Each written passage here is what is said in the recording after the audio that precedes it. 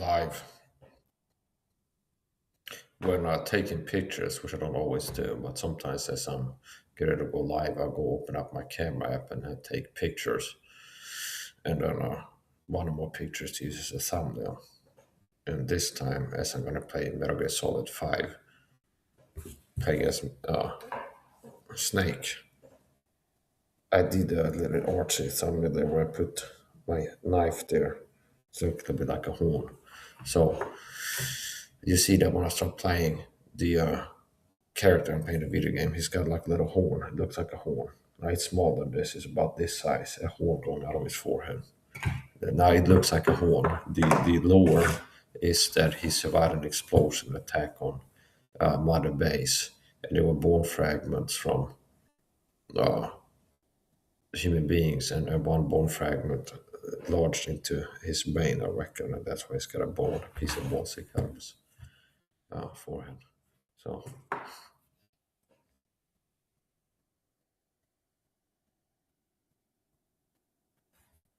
A unicorn. You better have it like this.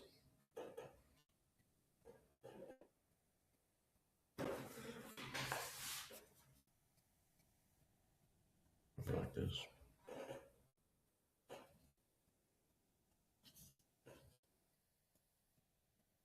There's a lot of demon points required to make the horn this big.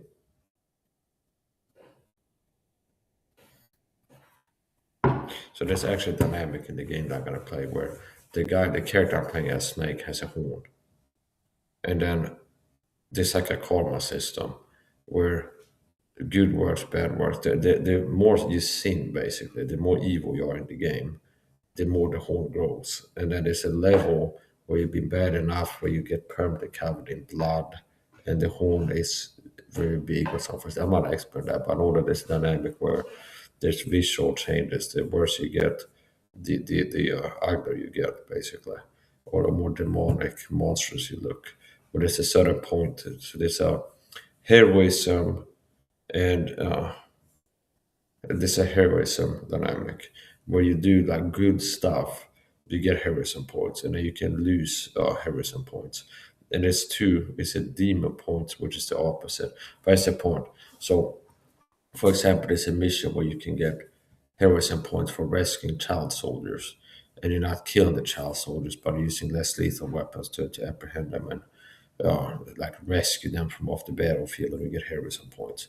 And then there's the opposite of that, where you lose heroism points by developing nukes, for example.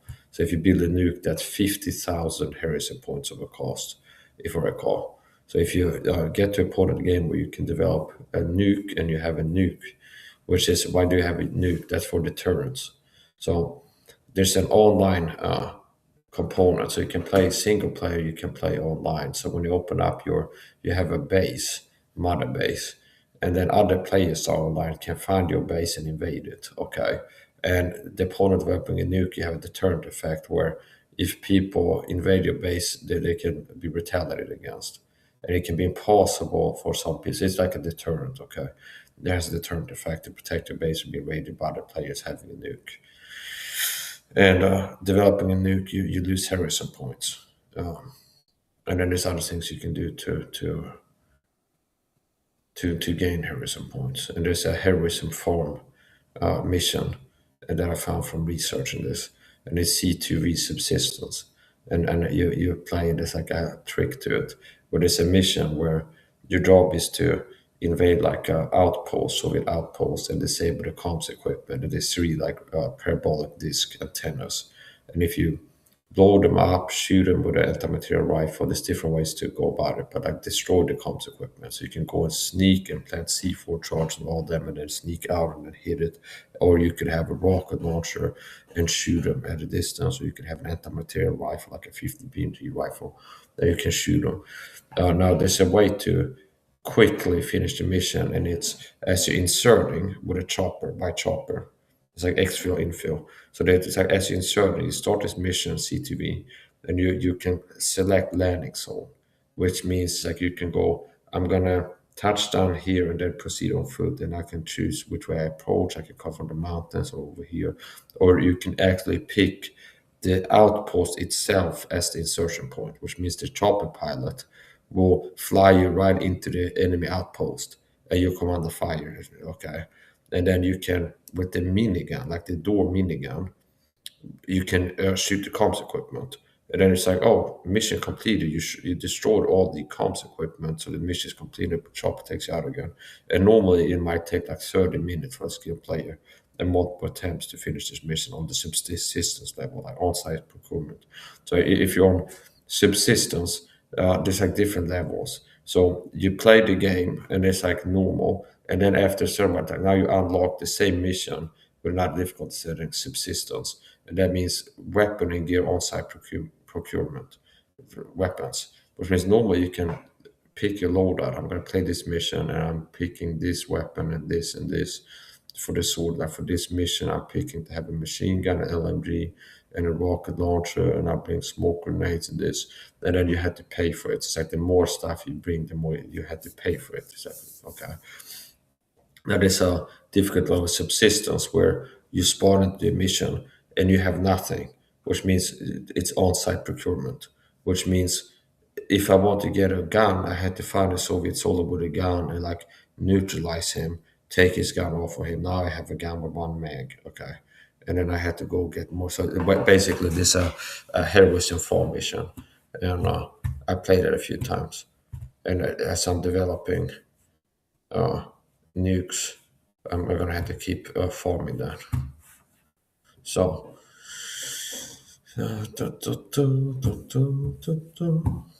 we go. We're gonna play Metal Gear Solid. So I've been playing today privately. I was a guest on another streamer's streamed earlier today, and sometimes it's like I have to kill two birds with one stone.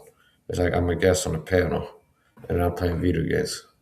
Well, I'm a guest, and then someone go, "Hey, Mike, how do you do?" "Oh, I'm doing fine." Okay, so I can still be part of a conversation about playing video game, but while I'm a guest. So I do that sometimes. I do on a panel. I'm playing video games. Poon's panel specifically. Now, some part, it depends on what you're doing. If you had like a live hangout, kind of, his live should be similar to like a bar, like a virtual bar, where most of the clientele that show up there, like people are drinking and things like this. I don't know how to drop out for 10 months. But it's important to say, like, his live stream, Poon's live stream is described kind of as an online bar, whereas like people show up there, most people are drinking or drunk, both. I don't know, whatever. So we're gonna play Metal Gear Solid.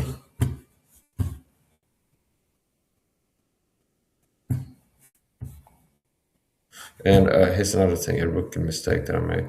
That is hindsight of 2020. So when I bought this game, Metal Gear Solid Definite Edition, I think I got 2,000 MB coins for buying it.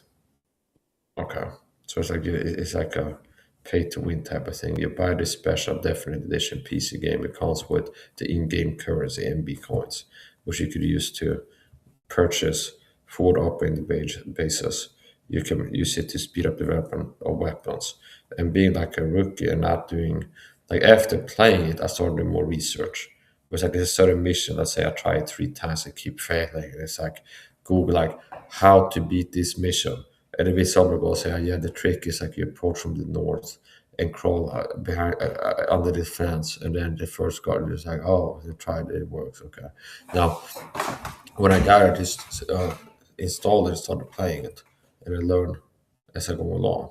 And having MB coins that came with the game pack, okay, Definite Edition, I think it might be called or whatever. It came with 2,000 MB coins. And as a rookie, it's like you have like all these. In the beginning, there's so many weapons you haven't researched yet. Where it's like you can develop these pistols. You had to first like develop it and then buy it. So you had to develop it. And it'd be like, start researching. It's like 6 weeks or something like this, or like 2 days or something like this to develop this weapon. And it goes like, click again, like instantly finish the research, the research of this weapon, so you can start using it for these many MB coins. And I'd be like a kid cat, okay, double click, let's spend it. Okay, now unlock it quicker. So hindsight being 2020, I would do it today if I bought the game again. I'd save the MB coins more and use them to purchase forward operating bases. because I'm looking to be able to develop more stuff, and I have 200 units R&D, research and development. So if I get another full operating base, I'll be able to have more R&D units and upload it more and be able to research, bring my R&D department to a high level. So whatever is the point, we're going to stop playing here. I still didn't break my fast and waking up to the entire screen, share screen. There you go.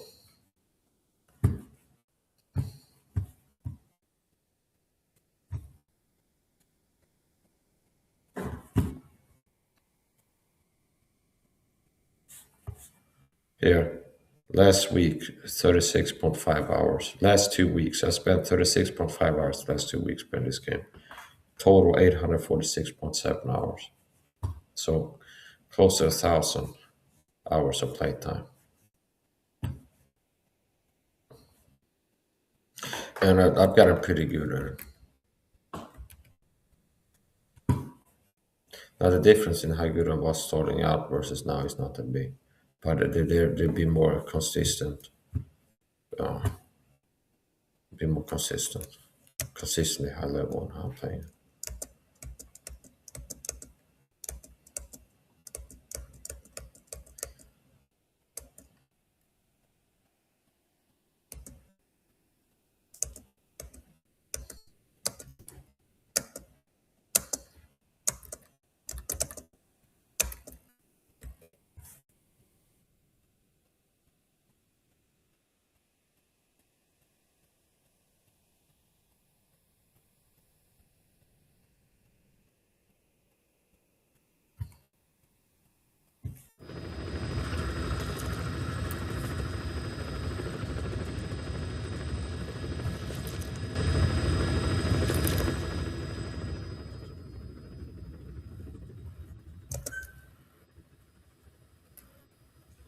Yeah, so that's what I'm talking about.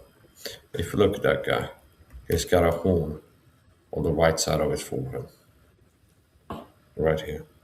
So that's why I might do this again. So I gotta play this.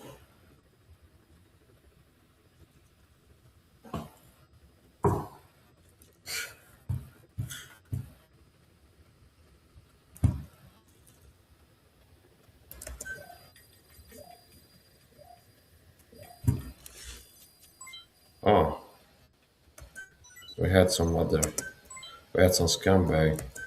Well, he might not be a scumbag, but we had somebody invade my base, and there is a revenge dynamic.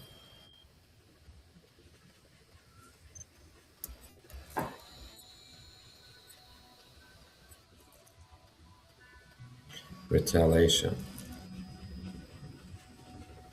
targets, which means if I go to this list here, I can see enemies who have recently invaded my base, meaning assaulted, attacked my base, and gone there to steal stuff from me.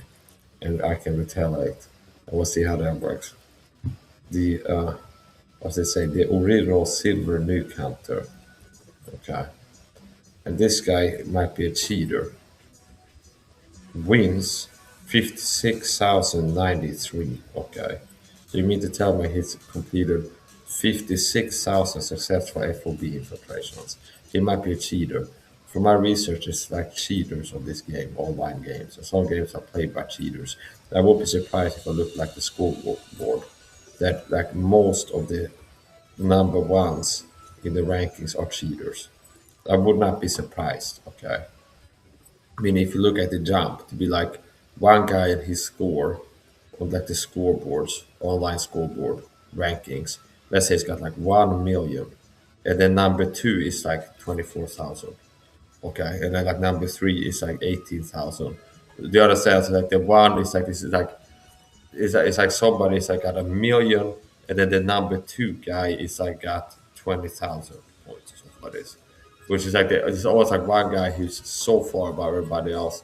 And it looks like a cheater.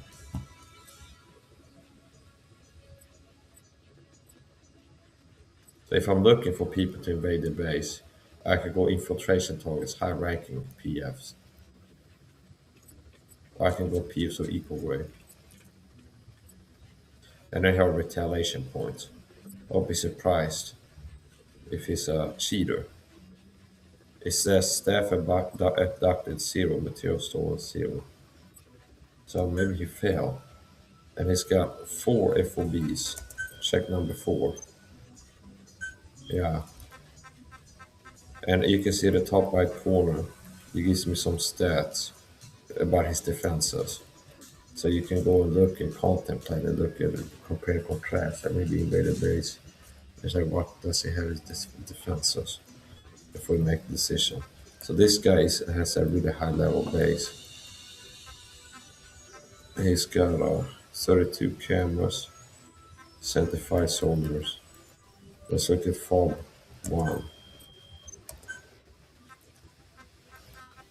Not that big of a difference. 2.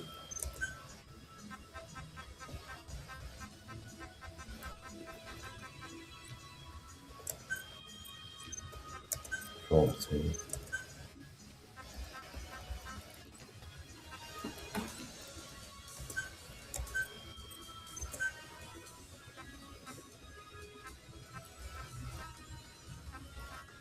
We'll go for the medical platform. Now I might lose here. He's got 75. He's got 75 soldiers. I can dispatch a fob unit, but I don't want to waste it.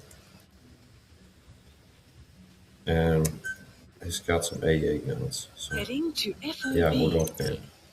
So this is invading a player's base, and it's a retaliation. And I'll be looking to win. And in this game, similar to in real life, there's a non-lethal dynamic and there's lethal dynamic. And generally it takes more skill to play less lethal. And further on, as you progress and unlock more gear, it can become easy to play less lethal. But basically, if I would have a sniper rifle, a trank sniper rifle, DM1, like a semi-auto sniper rifle that fires trank guns, like you shoot animals to see it when you sleep. It's like, yeah, I can insert here and try non-lethal shoot with a trank sniper with the enemy soldiers, and then you go to sleep and then you can fool them and they don't die. But if I have a 50 BMG and hit a material rifle, I can have one shot about it. If we get a headshot, one shot about it. Somehow, sometimes if you shoot a set of mass with a 50 BMG sniper rifle, they don't die from a set of mass hit with a 50 BMG rifle. But and if they have heavy bone armor, like I don't care if you got like a EOD tech suit. If you get hit with a 50 BMG in the chest, you're gonna get really hurt.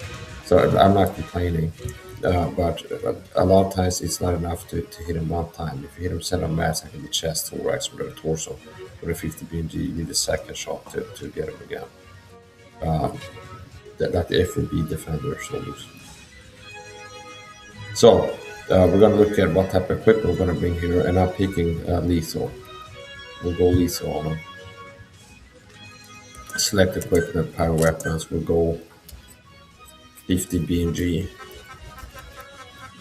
sniper rifle, servo. Okay. We'll go, maybe we use this one. Or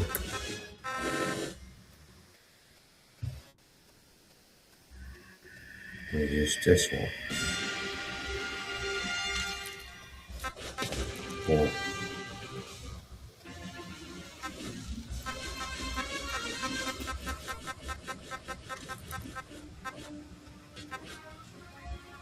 sleep.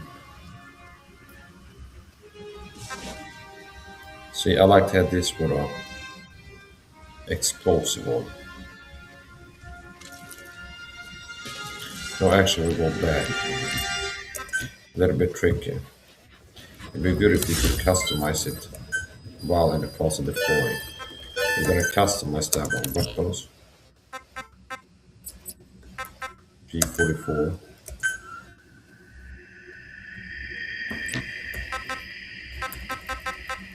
Rangefinder 2 to 6.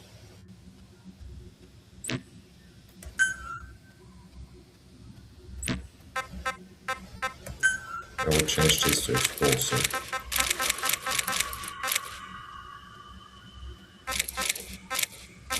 GL. There you go. And then muscle accessory.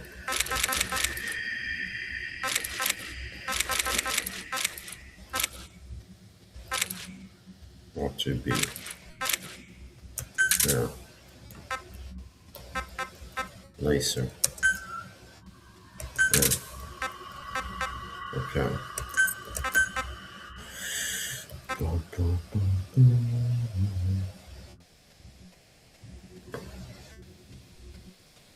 Let me get this.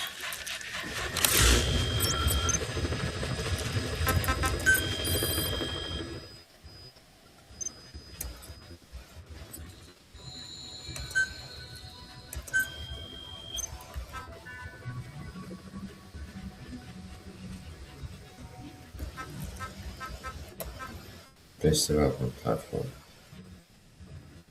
We could go for that one. It's got more diamonds though. Medical. Base development. We'll go for the base development actually. Just go lethal one, have to waste fruit and so on. Extract and soldiers. Heading to Yeah. FOB. Secondary. Stun on. Blast on. Riot.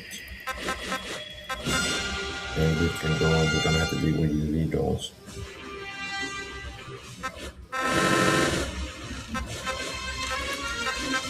We're gonna go DLB9. Or Geist. This is better for having more rounds to deal with security devices. This is better for dealing with enemy personnel and drones. Total ammo.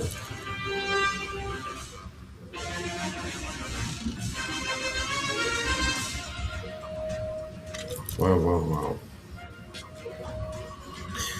You know what, we'll use this one.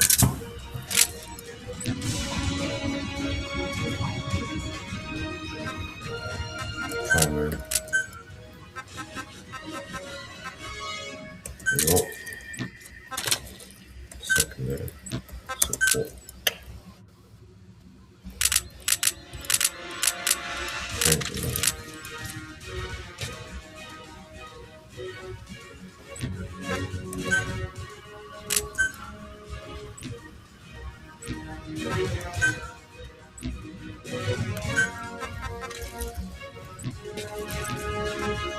Okay.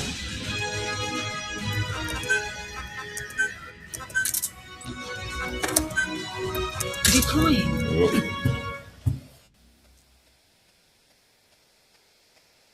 I'll be right back. I'm gonna get some coffee. Bye, this evening.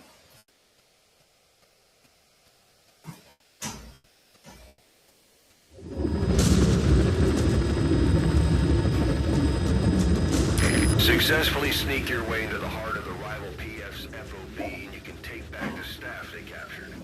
Make them regret they ever messed with us, boss.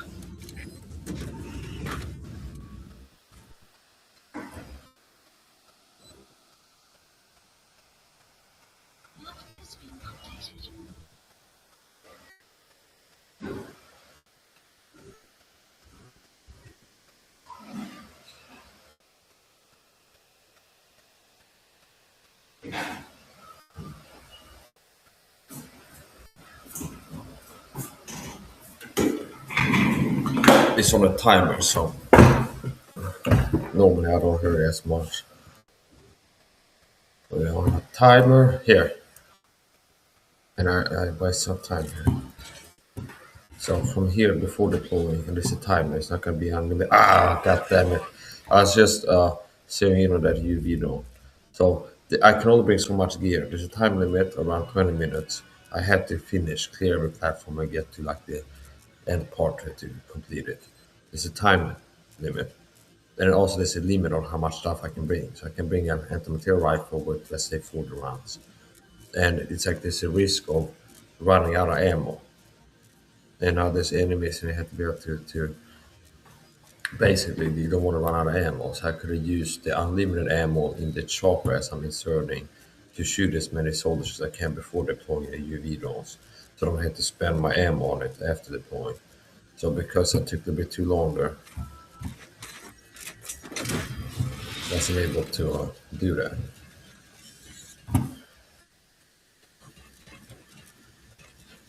So here we have enemy soldiers, and he's coming over here. And we're gonna lure them through an active decoy. Over here. He spotted me.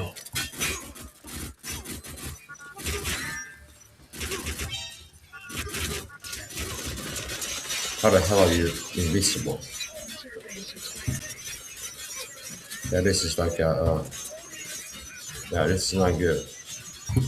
Not good at all. It's a UV drone. Where are you? Oh shit, I might die actually. Shit happened. Where are you? There you are. Got one. Oh shit, where's that one? There.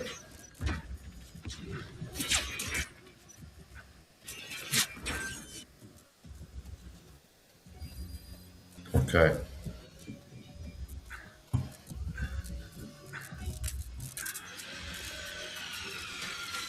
Now they're shooting at us from mortars. So I kind of fucked up at the beginning of this. That's a dummy. Decoy.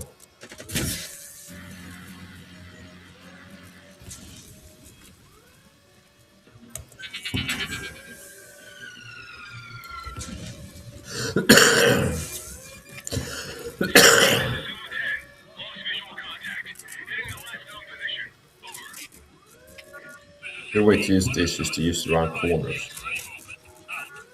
For some reason it doesn't work. Blast on.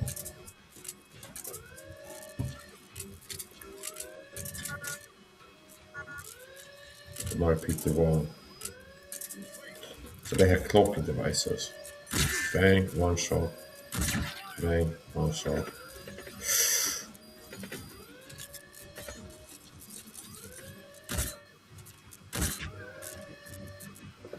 He's gonna come up again.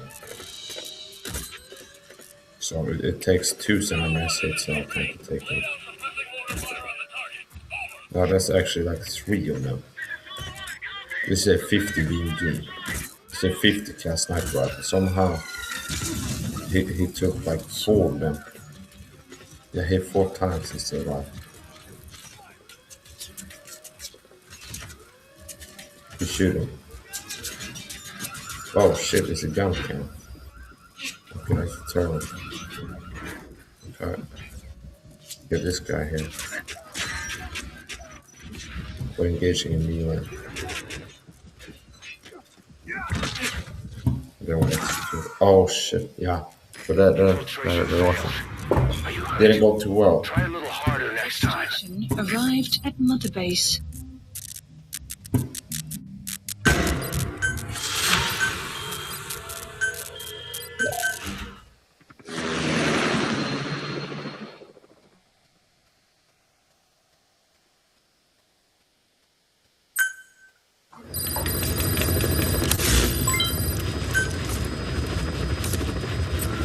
Actually, this stuff. Find another one. Sometimes you find like candy in candy store. Sometimes you find bases that are easy to invade. They have lots of stuff to pillage.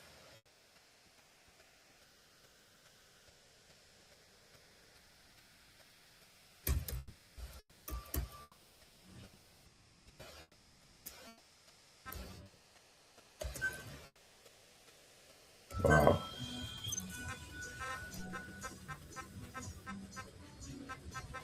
From medical platform. Stolen from you.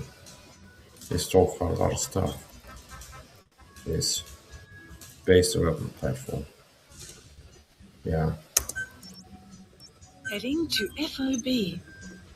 Now these are really high level bases where it's got good defensiveness, and it's really hard to get. Commence mission. Select equipment. Secondary weapons. Rocket on.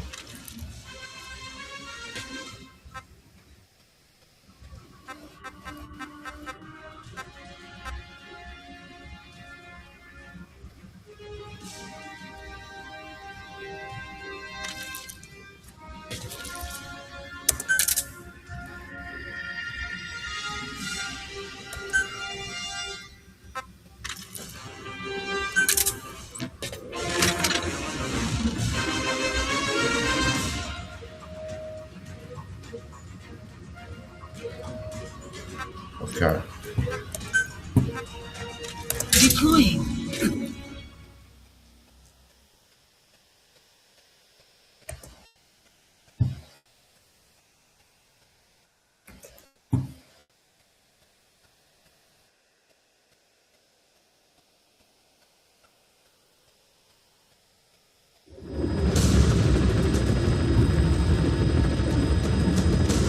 Successfully sneak your way into the heart of the rival PF's FOB, and you can take back the staff they captured. Make them regret they ever messed with us, boss.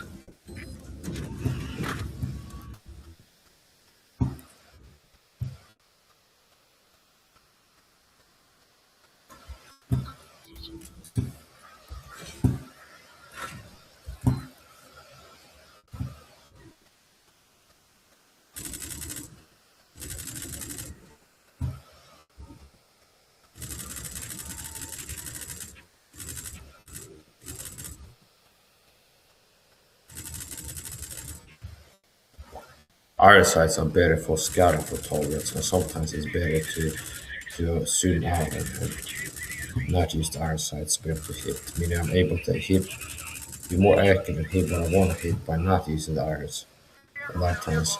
But the using the irons, it zooms it in, so it helps to scout targets. So since you have the FLIR night vision goggles zoomed out, I can't spot heat signatures. But if I bring up the irons, it zooms it in a little bit. I can see there's a heat here and there, and then bring the gun in the general direction, and then zoom out, and then kind of circle and spray like that.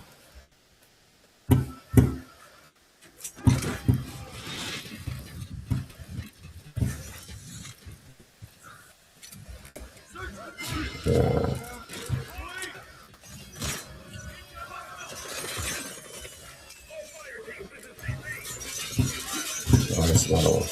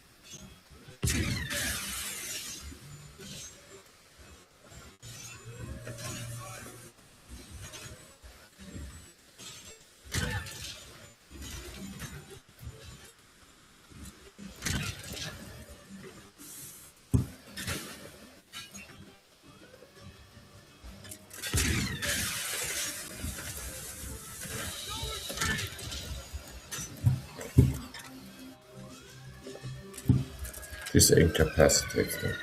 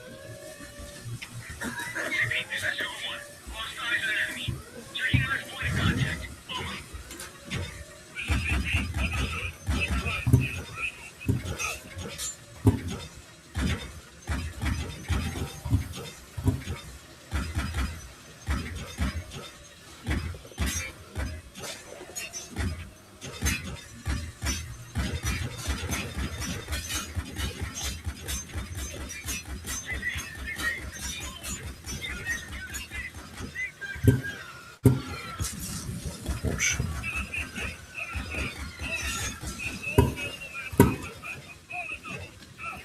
Wasting order.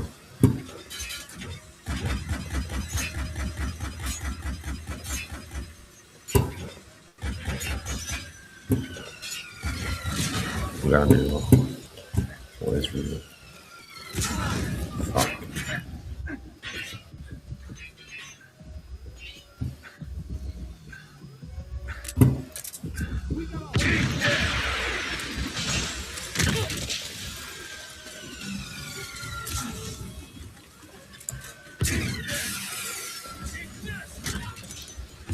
Just gonna throw a grenade.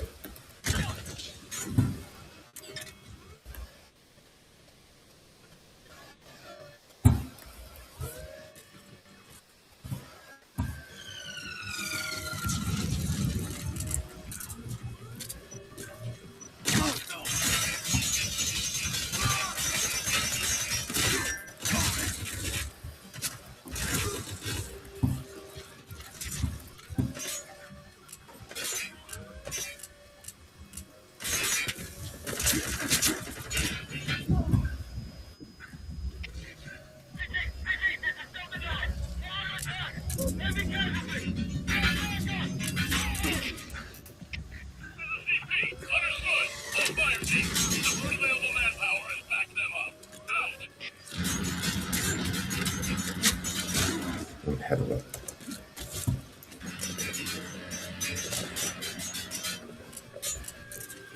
It's overwhelming force. I'm faced with an overwhelming force.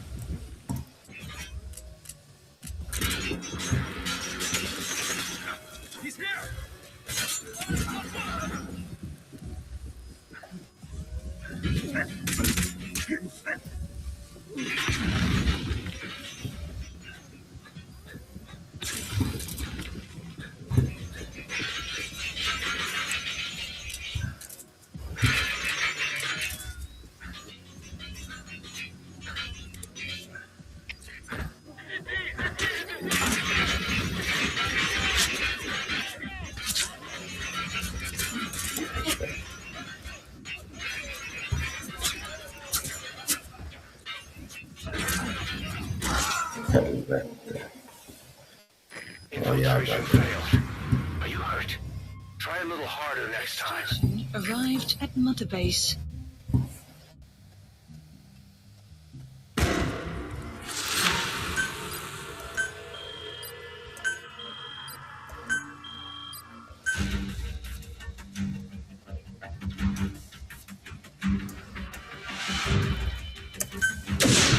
Boss, the rival P.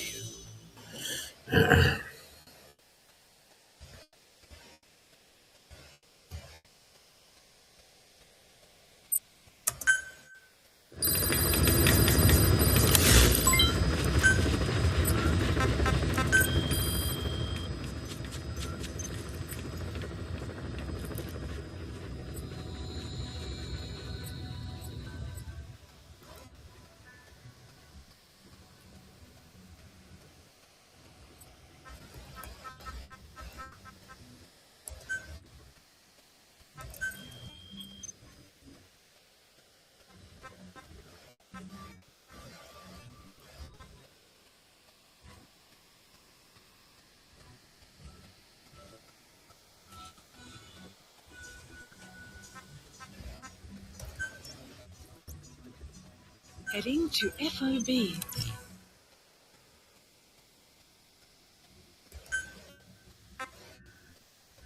Deploying.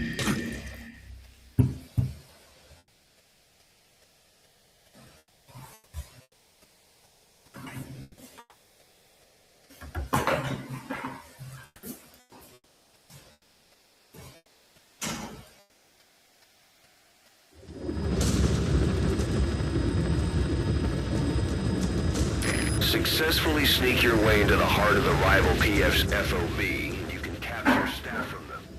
I'll be looking forward to meeting the new recruits, boss.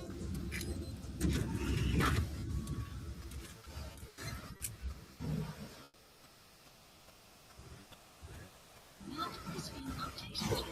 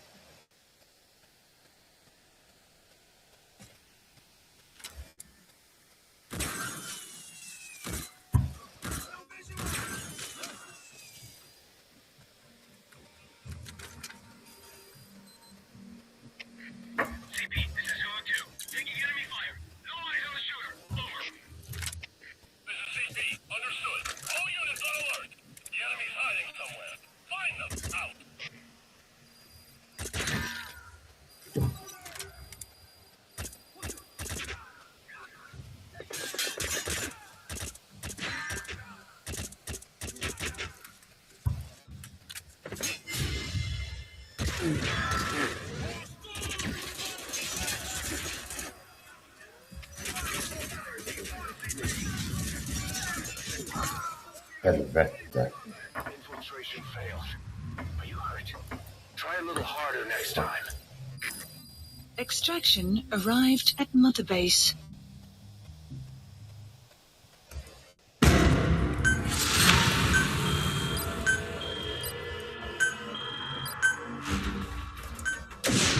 Boss, the rival PF.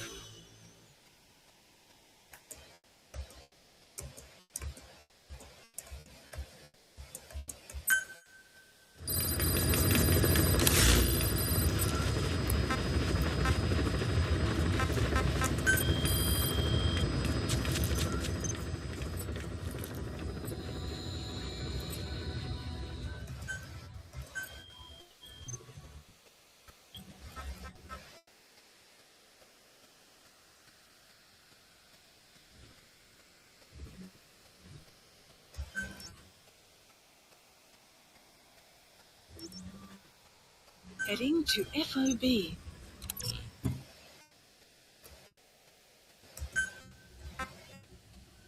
Deploying.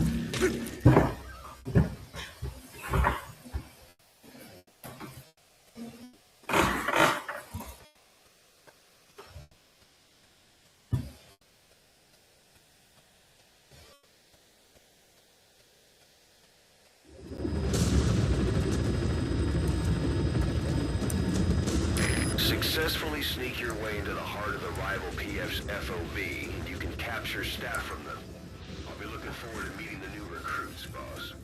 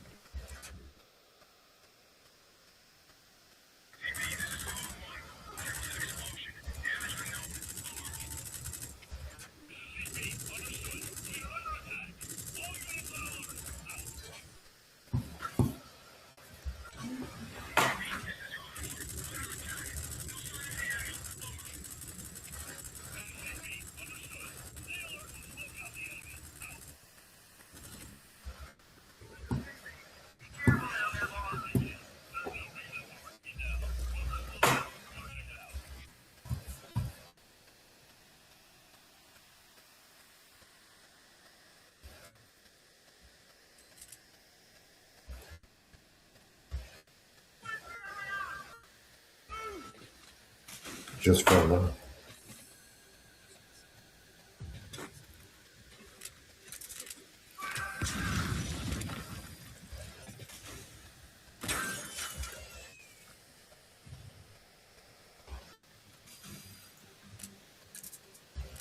Clouds approaching.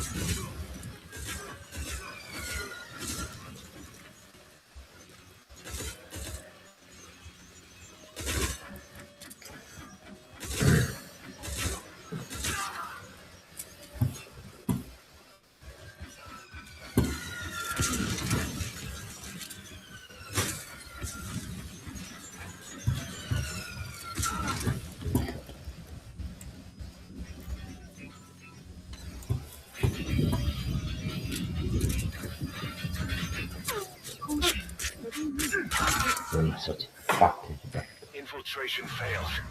Are you hurt? Try a little harder next time. Station arrived at Mother Base.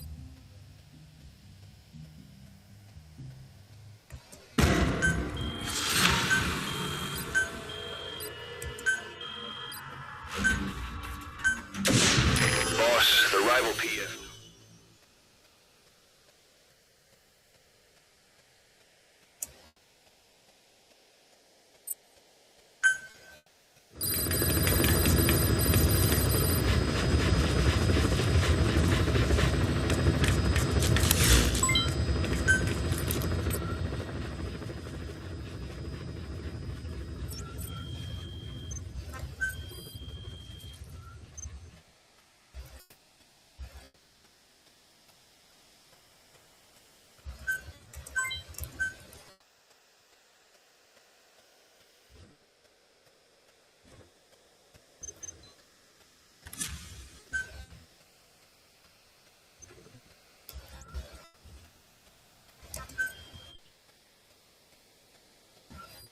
Please, weather will clear shortly. Unit dispatched. Unit dispatched.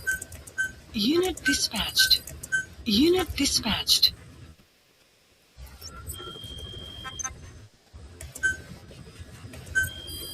Please specify a project.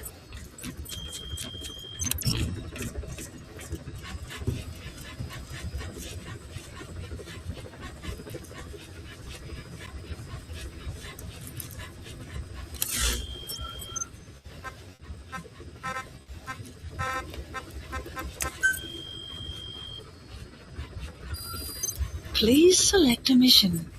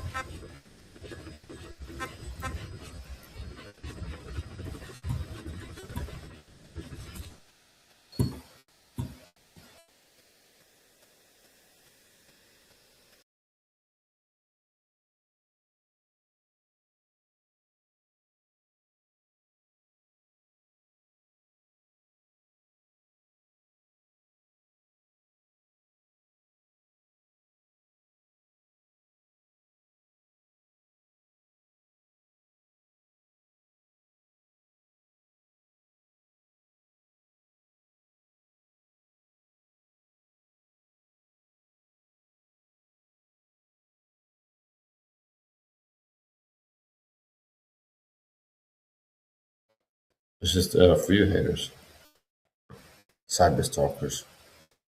I love that. It's like when I go live, there's always cyber stalkers work for the gang stalking me sent to harass me in my chat. And before they even get to start talking shit in my chat, turn off the chat so you can not comment. Another way I get told is YouTubers.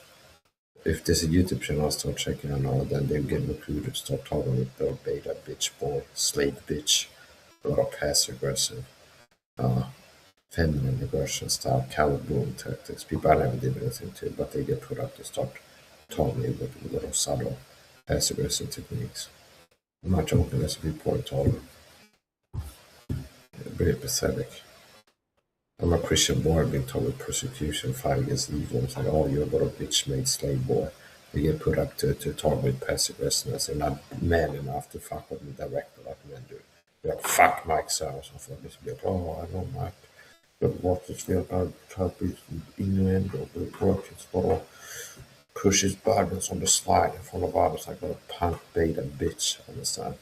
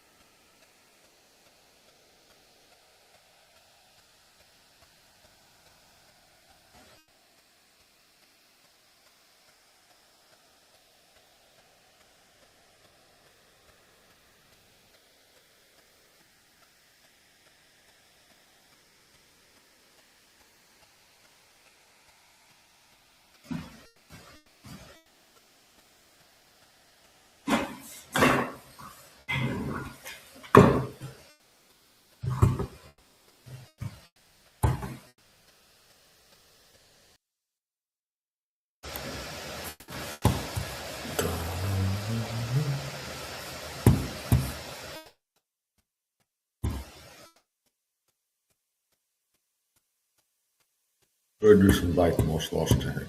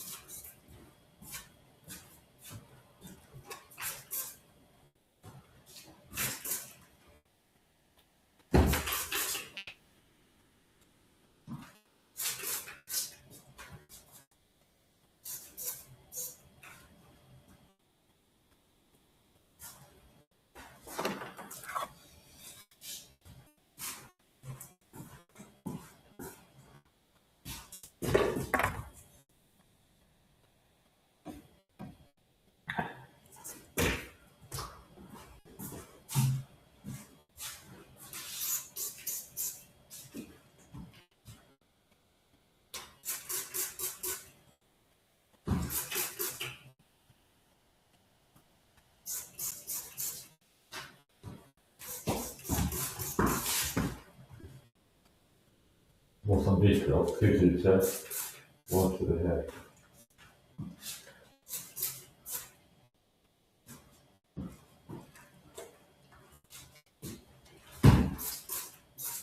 Inverted.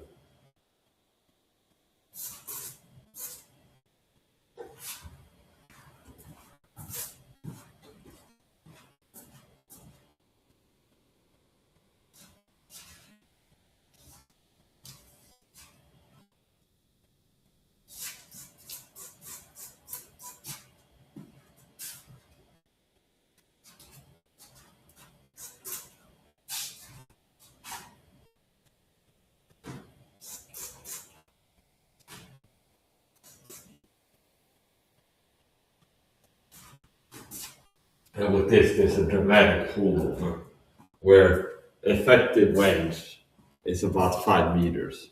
And I can extend the range out to about 7 meters, but the holdover becomes extreme, which means I'm aiming about here to hit here. So at this range, Now I can get a tape measure out. So we go 4 steps. So from here, 1 long step, 2 long steps, and then little feet, my SAHA feet. From here, 1, 2, 3, 4, 5, 6, 7, 8, 9 feet. And that's little Mike SAHA feet.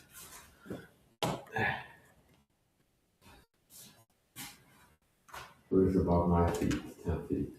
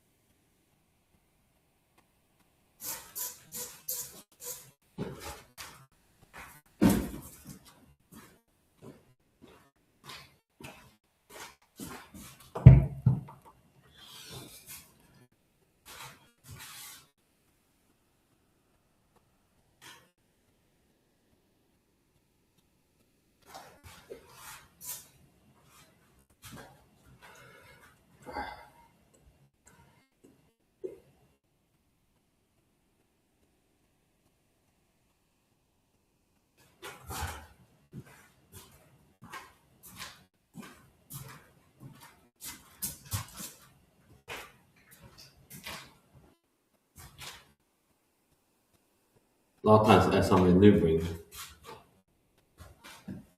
I like to have bent legs and use a wide stance, like a crawler stance, like this.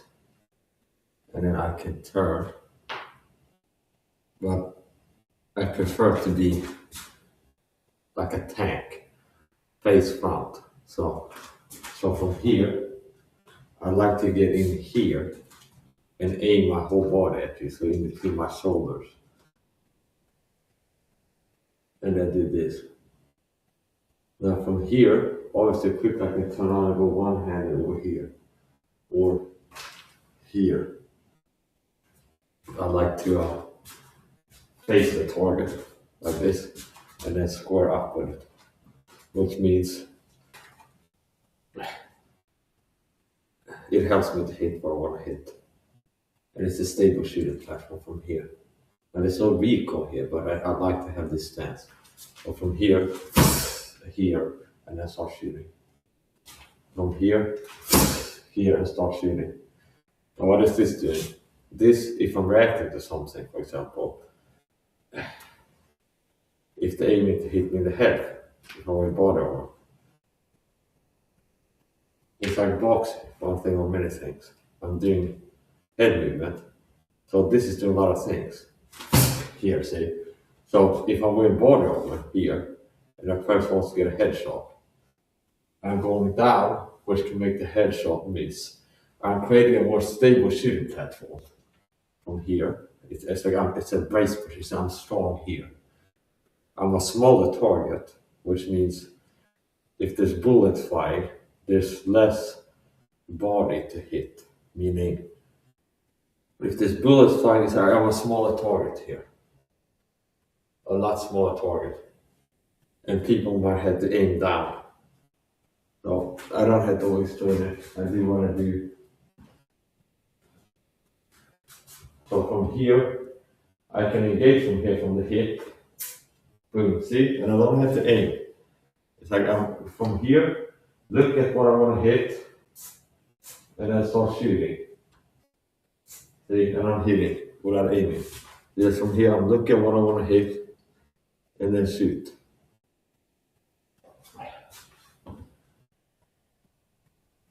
I can also do things like this.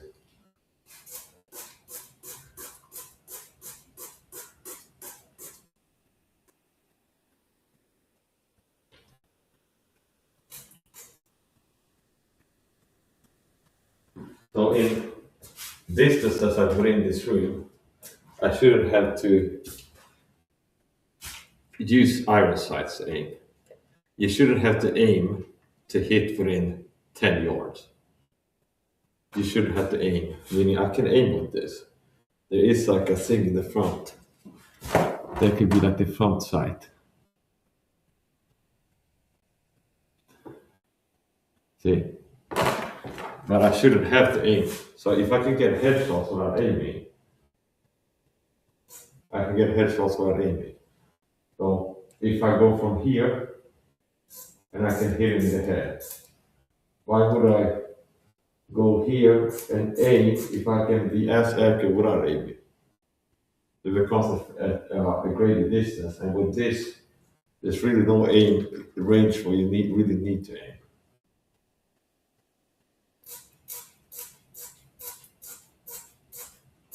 So this is similar to when I train with sticks. When I train with sticks, I can use the stick to train stick fighting. I can also use the stick to train machete fighting. So I can use a stick or two to practice fighting with a stick, or I can use a stick to practice fighting with a machete on the same length. But this, I can practice border fighting, like border wars, hitting people with border. But I'm also practicing gunfighting, where it applies to fight with guns.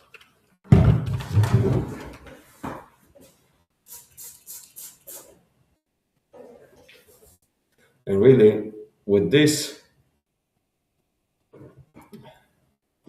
dual wielding makes sense. Where I have a melee weapon in one hand and this range weapon in the other one. So for example, I can close the distance and hit the person as I'm close to the distance and blind them with the border. And from here, I can use this or this. And this is ready to attack quickly in a bad way. So basically, having both weapons ready, and I can have it like this without aiming. I can go drag, circle from distance and then attack the step.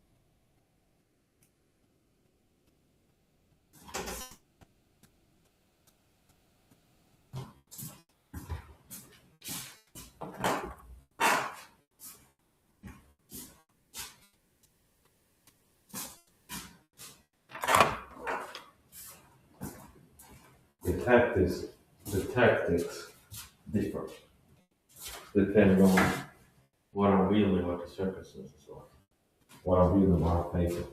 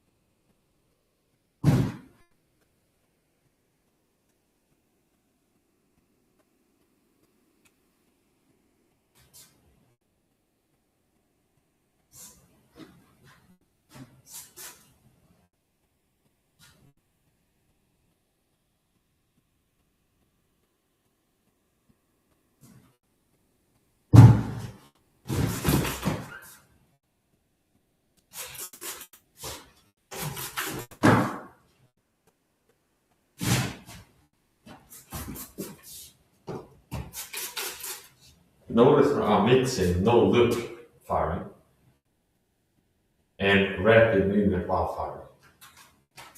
So there's no time I'll be exposed when I fire. I'm exposing myself to fire actually.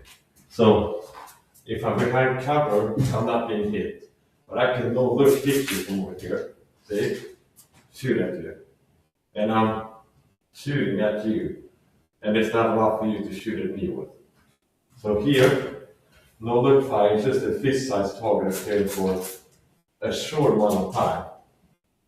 And if it gets hit, it's my hand. It's not my head, it's not my goal, it's not my heart, it's not my torso. So I'm not risking violent hits. And I can be fast. If I come out here, bang, bang, bang, bang, bang, bang, that's a good aim actually. Decent. So from here, I can go no look, no look, no look, fire.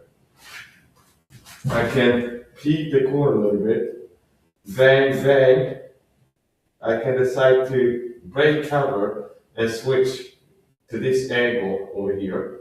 And then as soon as I break cover now, I'm firing as soon as I break cover, bang, bang, bang, and I'm firing as I'm moving to this next cover. I'm behind cover again, and I can switch to no look firing from behind cover here, cover concealment. See? And then switch again to firing on the move while exposing myself. So generally, if I'm going to be out of cover, it's like, what am I doing? When I'm behind cover here, I can't shoot while aiming. See? Because I had to expose my eye to see what I'm hitting. So from here I can do no look shooting. And it's just my fist appearing from behind cover. Now, if I'm moving my eye to see what I'm shooting, I'm also moving my head, which is a violent sword, and that place get hit out of cover. So, you don't want to expose yourself needlessly. You need to just get out here and see like what's in here. Okay. I come here, I can no look fire, left hand, no dominant hand, no look fire. I can right hand peek and fire. I can double hand peek and lean and fire. And I can start maneuvering and then fire the whole way here. I have to clean this a little bit.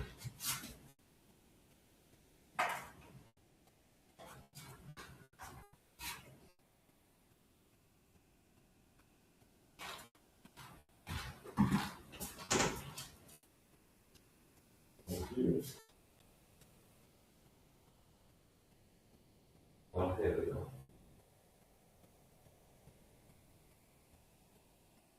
There. Here.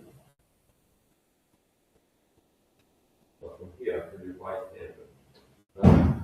I like to know look stuff. Where I want to have here. Bang, bang, bang, bang, bang, I'm fire. Spray and pray, no look. I can hear that at the door. Hearing.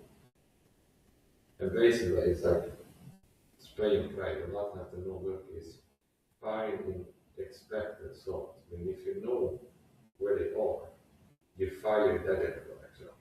Either that, or you're firing generally and not counting whatever. So you're firing, so it's like by chance if it's a person here or a person there, I'm counting, so it's like bang, bang, bang. See, I'm going no look, I'm not sticking to one point, no looking. I'm doing like a shotgun.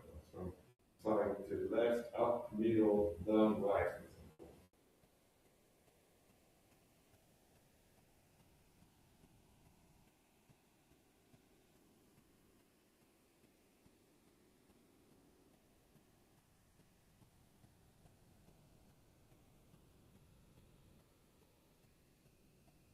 And then if I go here, I can extend out. As a retracting point, it makes sense to go closer to the body. Because if something's over its cover, I don't want to be out here so they can grab the weapon or sweep it to the side. A lot of times if I'm going out from camp, I might want to extend out to hit something that I fire. But from here, I'm close. The case is suddenly someone comes on the corner, I'm close and I can shoot them. I'm aware sometimes. If I'm out here or here, someone breaks the corner, they can reach the arm and get out of the way. So if I'm here, it's good to have a weapon close, or like hip firing, weapon close. And then if I'm breaking cover, I'm standing out to engage this person more actively. And then if I go back, the hand goes back again. So if someone comes around here, I can engage them.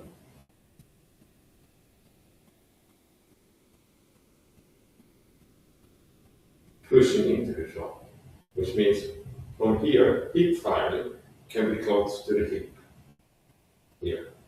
But if I want to take an accurate shot, I'm pushing into the shot.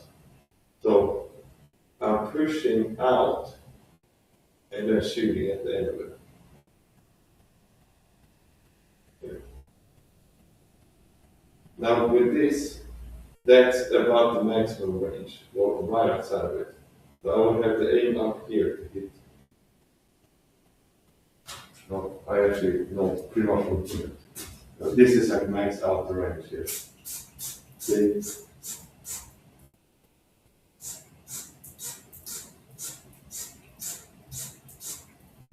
And I'm having to aim kind of up here.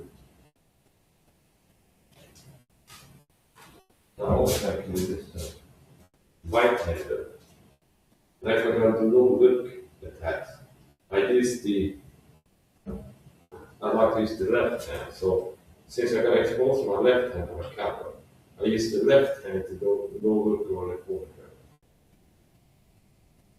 If I'm going to take everything shots, I use my right hand.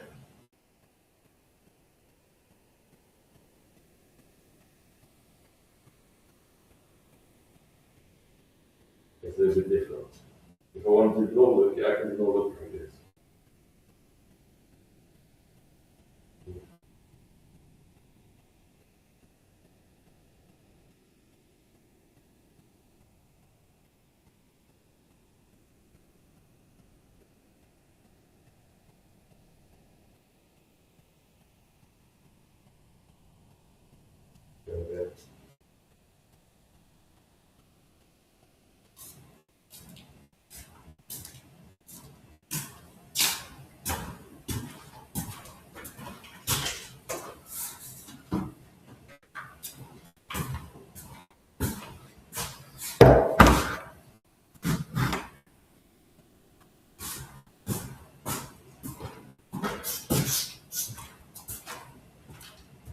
To repay tyrants from how they've been abusing the Swedish government, maybe I should write a manual on in case the Swedish government in the future turns into Hitler and they're gonna like take people off the camps and gas them to death. Write manuals on how to defeat a Swedish SWAT team, for example. Stage an effective ambush. And I do believe, I know that I could make people a lot more dangerous to deal with by tyrannical police. Like how to effectively fight a SWAT team as a single person, or police in general, which are easier than SWAT members. And I'm not joking, maybe I should do that, just to repay them the favor about how they've been treating the Swedish government. Meaning it won't be legal. Like a book, in case the Swedish government turns tyrannical, how to fight Swedish SWAT teams, which means a hypothetical scenario. In case Sweden becomes tyrannical, they're already like bad, but like if it gets to a point where it's like they send a SWAT team to come get black people into camps and gas them to death like the Jesus of like this, or autistic people, or I don't know, whatever the minority would be, to write like a manual on how to effectively fight them. And I do believe that I'm able to be effective with that.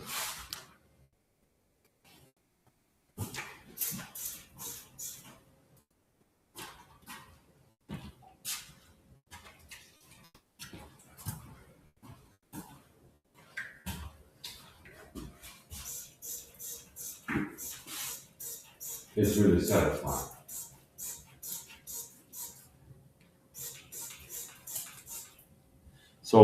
after, if you miss the first time, you can walk it in and adjust the aim. If I start there, I'm gonna miss, I'm gonna hit the shoulder, okay? Pretending that I'm missing the head. So it's like I hit the shoulder now. And also the first shot hit low left, and then I adjust my aim, and I'm hitting the shoulder on the second and third shot. By noticing the impact, seeing what impact is. And I can walk in, set on that, go a little more to the right, walk to the right, hit the shoulder. Okay. Now, more of a challenge to practice being able to hit things is if I have this and hit, that feeds me with target data. It's like I'm holding it here, press the trigger, and I'm hitting there. Now then I can go and more easily hit the head by aiming higher. Okay. The real challenge is getting a new position, like here, and then hitting to the head. And then changing position, and then hitting to the head again. Because it's a new position, mid-range every time. So that's a way to build the skill of hitting without aiming. Which means just from here, I should be able to hit it from any side. I should be able to hit from here even, and like this sort of stuff like here.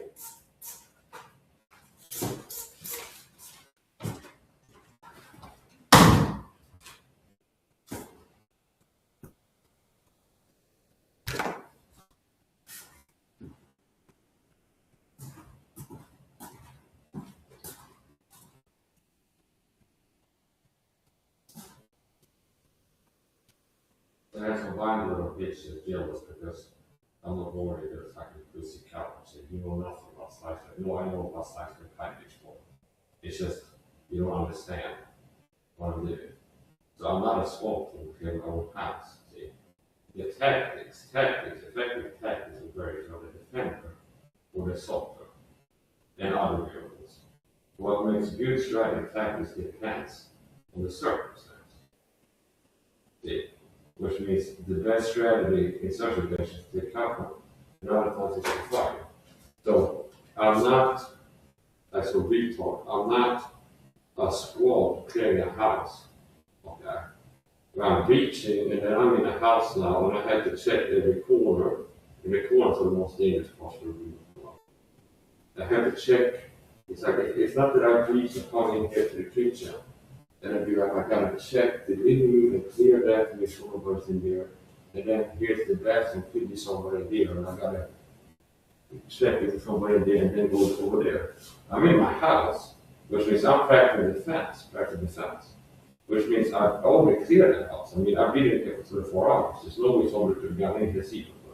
So if they suddenly breach, bang in the living room, I'm everything else is already cleared. I know there's a person approaching over there, and I don't have to, on the way over there, like turn and cover this angle in case somebody's there. Yeah. So here's a movement pattern I can use.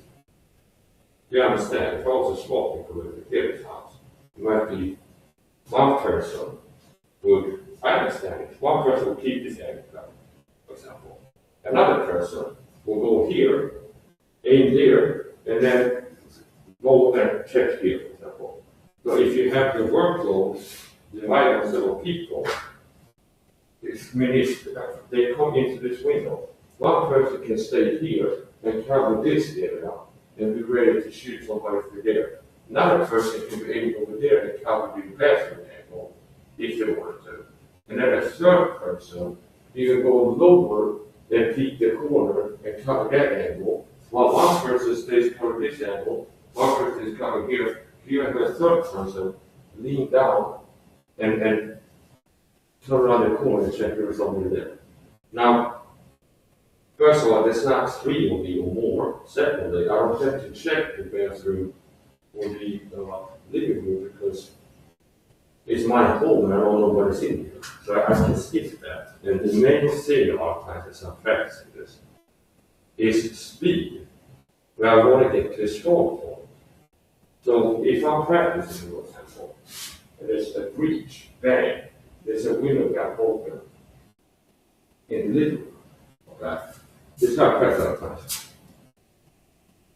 So there's a breach there, there, or there, and the drill can be outstalling from here. I'm sitting here, so this one will be yours. And I'm responding to a breach in the lead. Now, I don't have to slice that fucking pipe or all this stupid shit.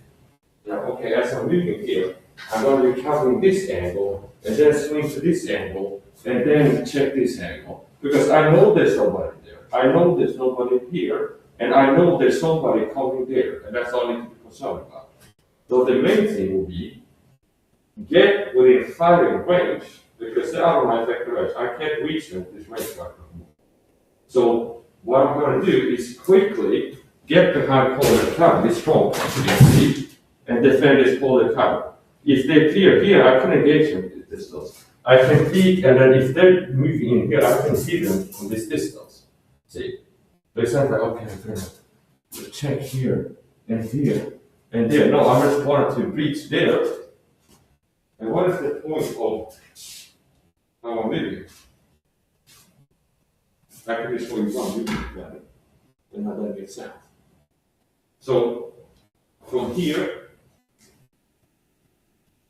quickly, because right now I'm exposed, I want to quickly get behind that concrete wall. Why? Because from here I could be hit with a weapon. It's not like I said pistol, it's not like it's even a bow. They could hit me from the living room window as I'm breaking cover here. So I don't want to spend a lot of unnecessary time out of cover here to be engaged with distance. I want to get into a distance where I can engage the environment with. And I know that if I get to that wall, I can engage all the way to the desk. Okay. So what is the trick of this movement pattern? Just want to reach. Quickly getting here from, which is what? A quadrant defensive. This is concrete. This is not bullet. So from behind here, this is quadrant cover. This wall, why don't I want to stay behind this wall? Because this wall is not bullet. Okay. That's concealment, not cover. So I want to get to this position where I'm behind quadrant cover, and this wall is not bullets. See? And I'm moved within effective range of my range weapon. Where from here, I can engage people coming in this direction in the living room. And if I go behind here, it's like if they want to get at me, they have to get close up where I can hit them. See? Which means, and if they circle to the left, I can also get deeper when I come here. I love it when I excel and master things and do things at an impressive level. And then it's like, they have that time microphone to see that happen.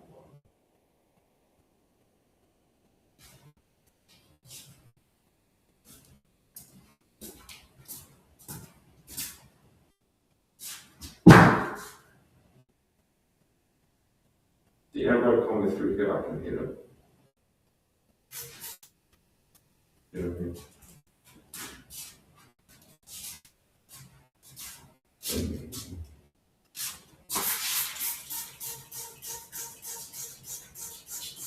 You shouldn't have to aim.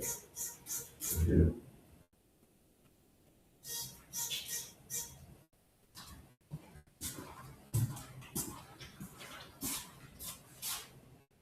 Of course you can aim. And like a real bullet, like a 9, the trajectory of 223 is it goes up after it hits the barrel. It doesn't fly straight. It actually spins, it goes up and then down. Similar to that, there's water under pressure. If I aim at the mouth, it goes in the eye. Now I can also do as if I'm firing a weapon with recoil and push down like this. Now, since there's no recoil, I'm counting recoil doesn't exist.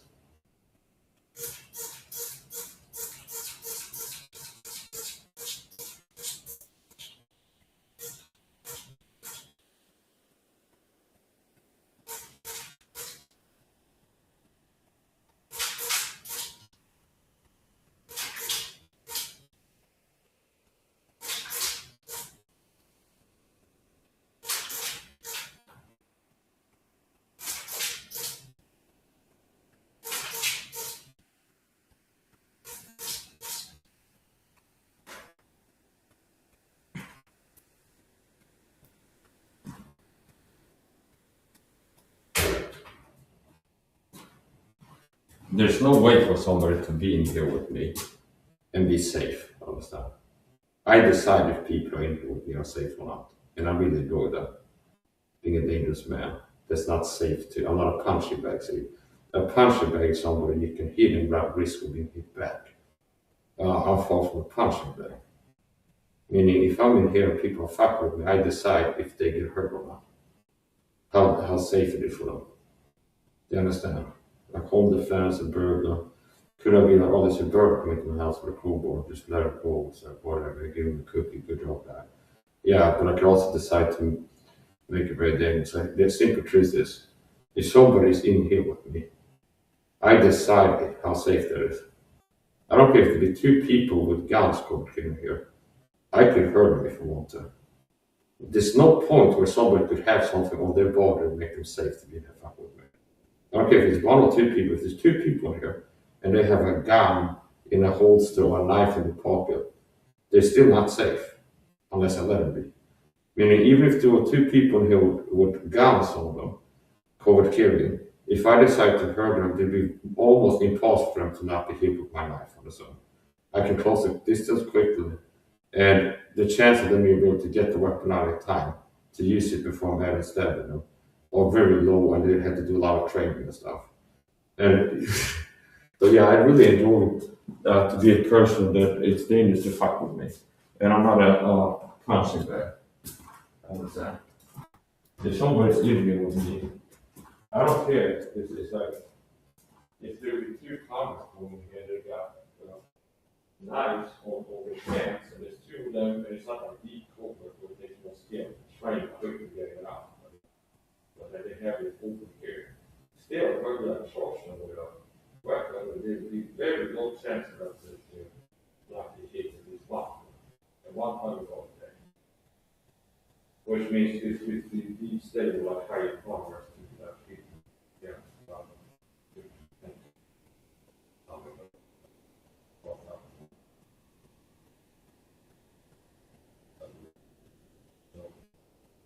I really don't like it. I've also had interactions before where people are flying monkeys at my home, and I can tell them they're told to do things. Now the irrational, basically, is the same person who would feel comfortable doing these things in that problem. And then I can tell sometimes they're being told to do things. That they might be told it's what's having a term effect. But in reality, it's a performance effect. So the same thing they got told to do to deter that potential attack makes it more likely that that will happen. Hopefully, make you feel fine for some time. But that's not delusional or slavery is operating against all because it's like when you're around, use this wall and it's like we wash a deal last week, find something that's possible to be lost. Yeah, that problem is be ready, yeah, it's easily ready no matter how you stand. If you understand. Even if you stand like this in front of you, still not safe. Like the same thing I can tell would be like coach to be like next time you run bike, stand like this or use like color cautions. And it's like they've been told to do that to make for the term effect. But in reality it's provoking and making you feel like hurting you. It's like people like what that it's like oh you're acting tough. You stand around like it's like you're yeah, but it's like we understand. And almost like I feel like creeping. So it's like I get aggression if I can tell that their hands are folded to be like have a fanny pack to make it seem you might have a weapon and they might be told for a deterrent effect. And I go, I know that I could get then you wouldn't have the time to control whatever you got there if I want to close the distance. So it's like the quote unquote deterrent effect is just provoking me and make it more likely that attack will happen. But this is not stuff that's dealing with before we do this. Okay. That's what we're going to deal with before we do this. Really.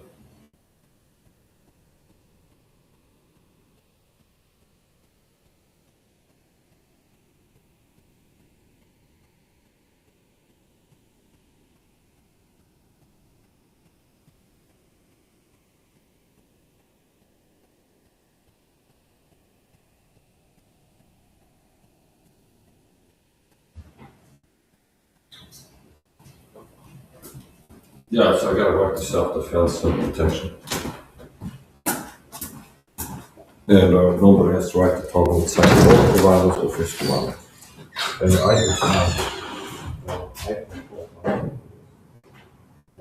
I decided to get to feel safe and comfortable, fully real.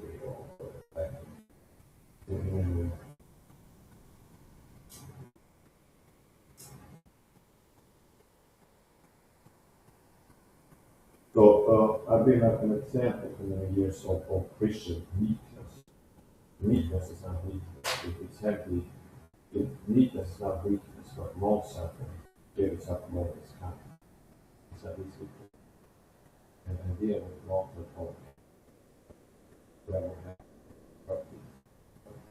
and long suffering. That has got to be more persecution by Christian. Really more Christian. There's a staying out of how they want to do with publication and read the subcomponent. It's like that has only got to be more intense persecution by persecution and more attacks on Christian ministries. So I got to the point where it's like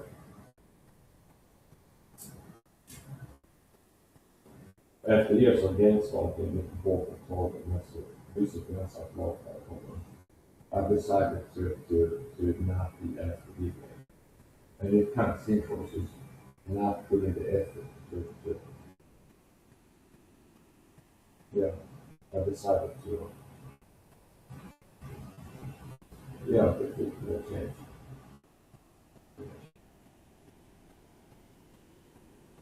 There's no understand the content. I'm not trying to give what the things are. Because the people start to talk in different ways. And it happens even more, which means the gains of persecution to recruit people harder with covert abuse and covert brutal tactics, narcissistic covert abuse. And basically, subtle to push your buttons on the top. Harass and bully without making all this. It's like a subtle. And I think the game is the same for myself.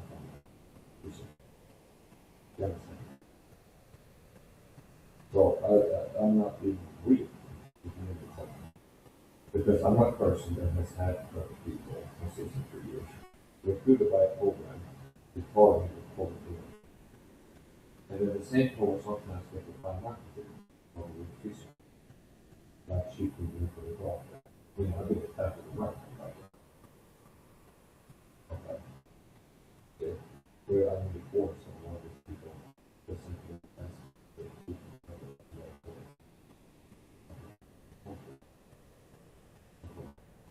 I straight technical for that's like used to be good. I've been sprayed by chemicals and worked up the whole expression of what's I want. So if I go, if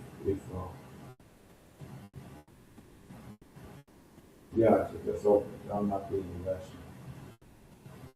And I'm not being critical.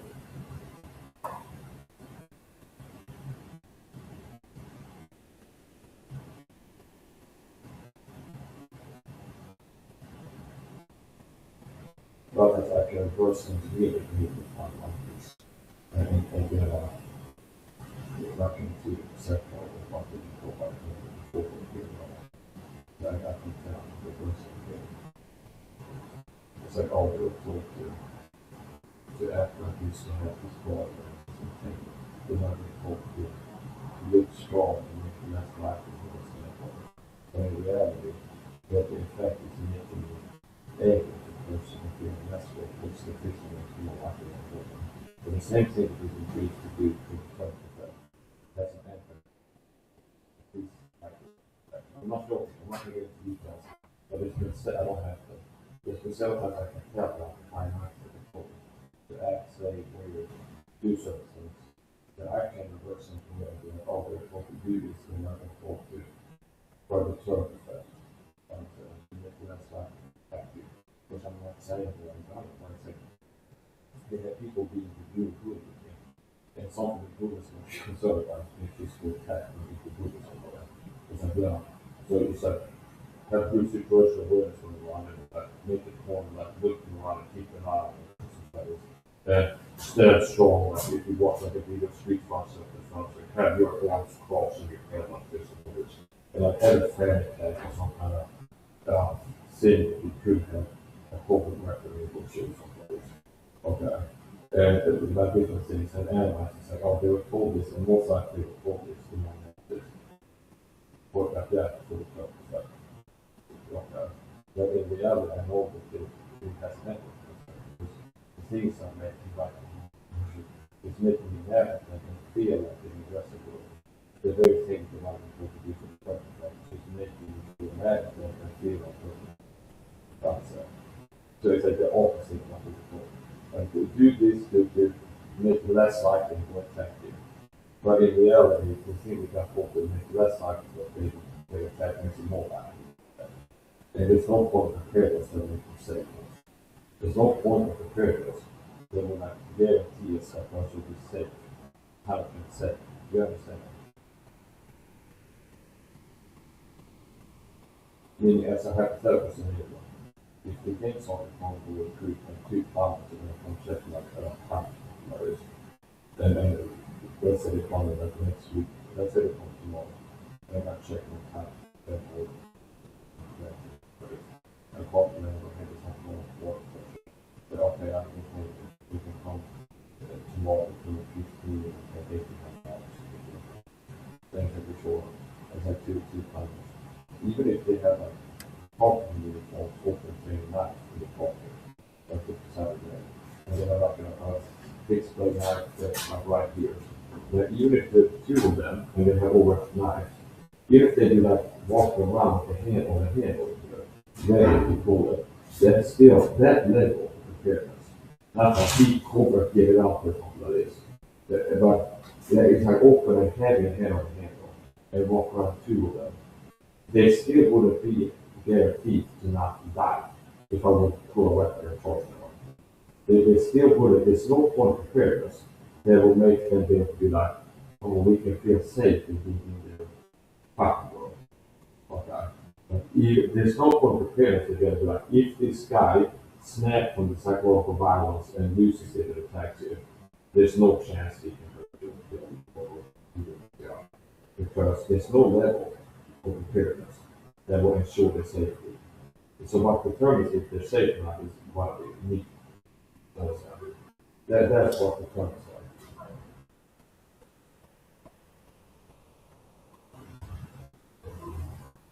And I'm not joking. It's a hypothetical scenario. If even if there were 2 police officers here, and they had their guns and their phones pepper spray, and open carry, but they had gun on their head and in here. Okay, if they be in the living room and I'm here, if I put a weapon and start running at them, it's not guaranteed that they'll be killed with the guns before I'm at and stabbing them in the neck. There's no point for one people that is taken with the police force. To show that to not have possible security. It's not as reality, but it's training that police department. It's more like a training that costs to be clear or than possible security. It means, yeah. And they don't tend to be like, yeah, you're a cop and you beat the average citizen and more training. So if they approach you by the traffic stop, you say, he could have hurt you. This guy left it. Okay. Well, like, well, if he's got a knife on him and you got his back and he's standing like this, you're still safe. No, it'd be like, well, if you reach this in front time, not to get. So I'm well within my rights to suspect that if somebody is an agent in here, and right now they're only quote unquote targeted covert narc abuse, like pushing up violence. I'm well within my rights to expect it, to suspect they might be using abuse. Because that's happened before. So it's been flying monkeys that we recruited. I'm a follower program that recruits people to fuck with people. Mostly covert people. Okay. And then individuals also happen to around 500 program. And they attack me physically with a weapon. Which means I'm well within my rights to to assume that if it's a flat party that all they done at this point is forward psychological abuse. They might also be some attack or weapon, like pages or down the board. Okay. So I enjoy being dangerous and not being a punching bag. They want to be a little punching bag. Okay. They want to be a punching bag where a punching bag is somewhere to safe to attack.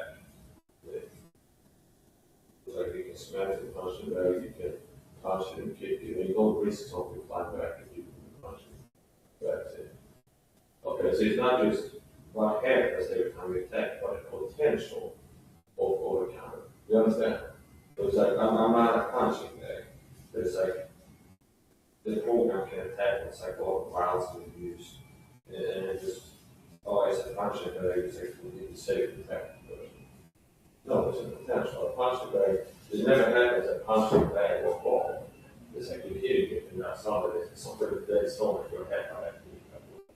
Or a kid throwing at you, or a weapon pulled by the ball, and it's not swinging at you. So, and it's not like I beat up the punching ball yesterday, and then today I want to do it. It's like, oh, you fucked with me yesterday. I thought about that. You gotta get your real mind. Okay, you don't feel like a punching bag. Okay, and then it comes at you. That never happens. So with a punching bag, you don't have the risk of being attacked or abused. But there's no risk, there's no potential when you got the ball and punch it. And you can see that.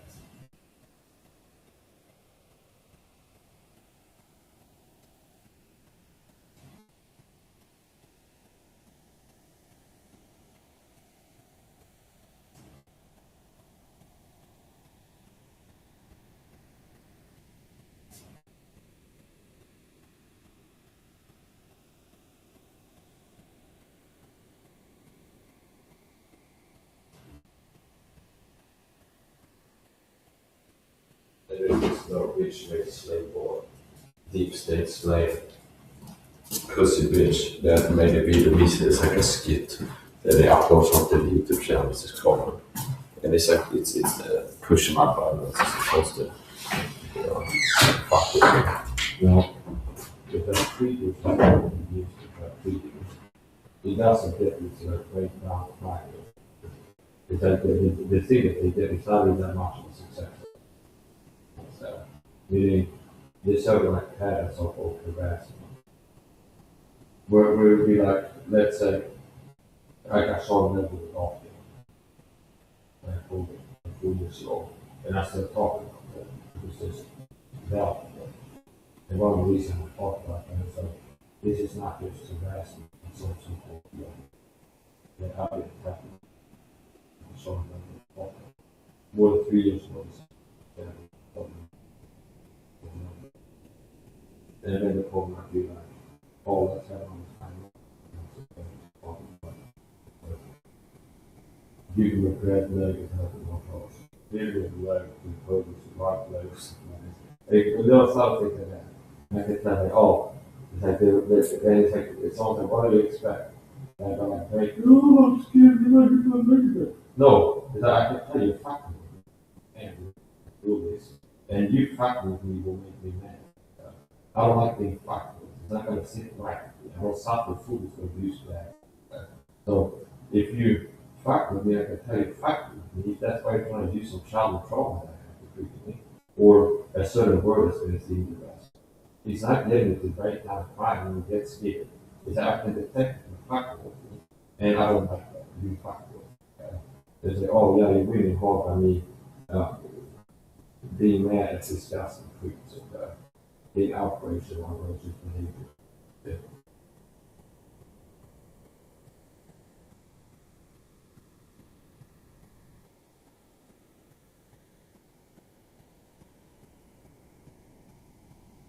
Yeah, so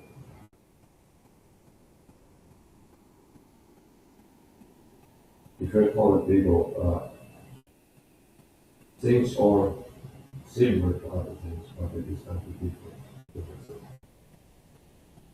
mean, if you're telling me that, yes, all of the smear campaigns are abuse, but it's going to be different, a different type of smear campaign, different level, and it's going to be a different type of loss. It's going to be higher. Yeah. A big part of the insult is always understanding what is abuse. Which you could go 5 months, you get a good problem with COVID abuse. But I'm watching stuff this time. Now, the target attack will be more sophisticated because it's a government institution. And the smear campaign is not. Everything's high level.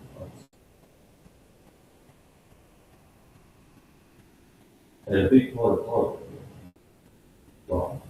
a big part of the monthly weekly targets like all we have a channel recycle something.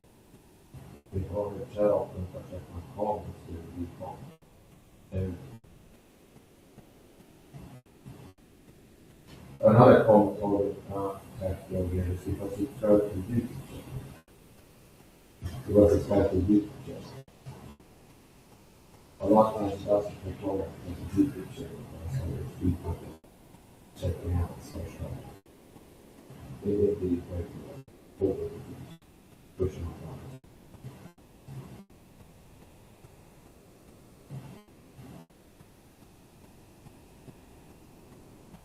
And then the online code is working in conjunction with the user. But it's very sophisticated. It's coordinated.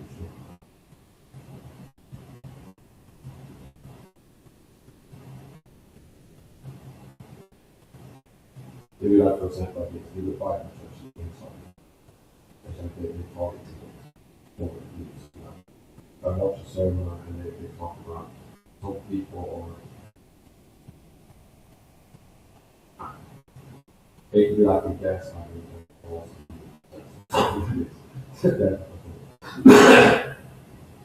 they say that's the thing on my nerves. There are some people who have big nose and stuff. Some people are focused tests and they could use and then what about some of this?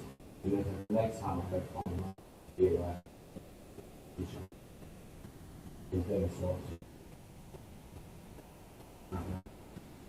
Do the test, the salt test, and we show them. And then the next time they have fun, be like, well, and it's not that it's often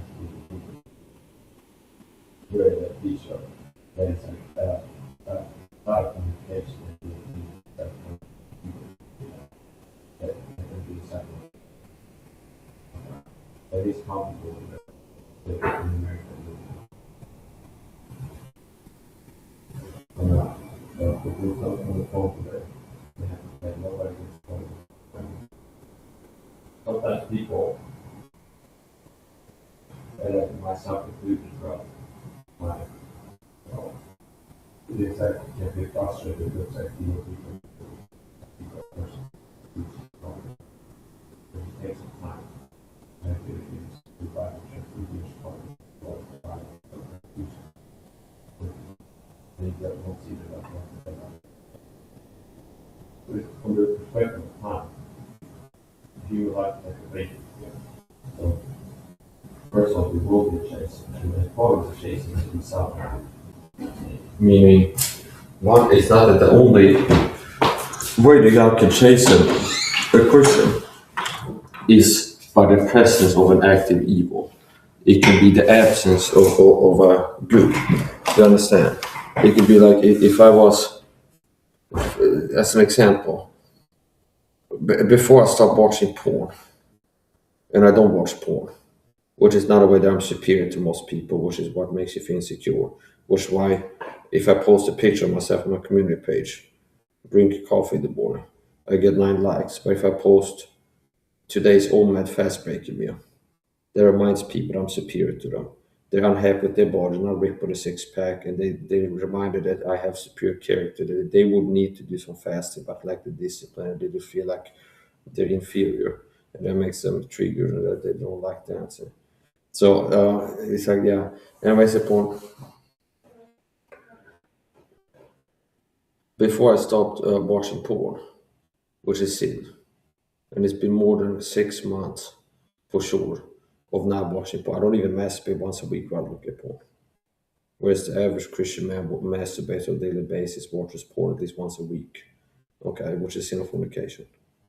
Now, before I stopped watching porn, which the Christian should, if they're doing it,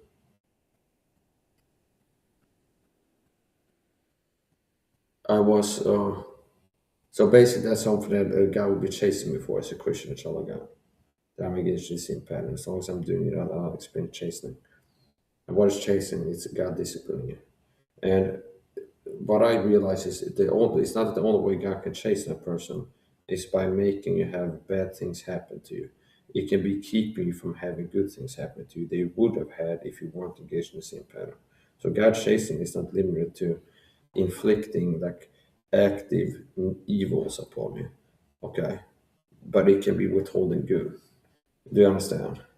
So maybe some of these pastors would have been blessed with insights that I've had and be able to teach things that we like, wow, this is weird, okay? Then it's also taught on the agenda by Satan to make you weak and give you cancer and how he's doing it. And I took his advice and I look better, feel better, have more energy. Then I don't get sick as often anymore because he was blessed with insights by God and health fitness and things like this. So it could be that he would have had some awareness, insight, if he wouldn't. So anyway, that's the point.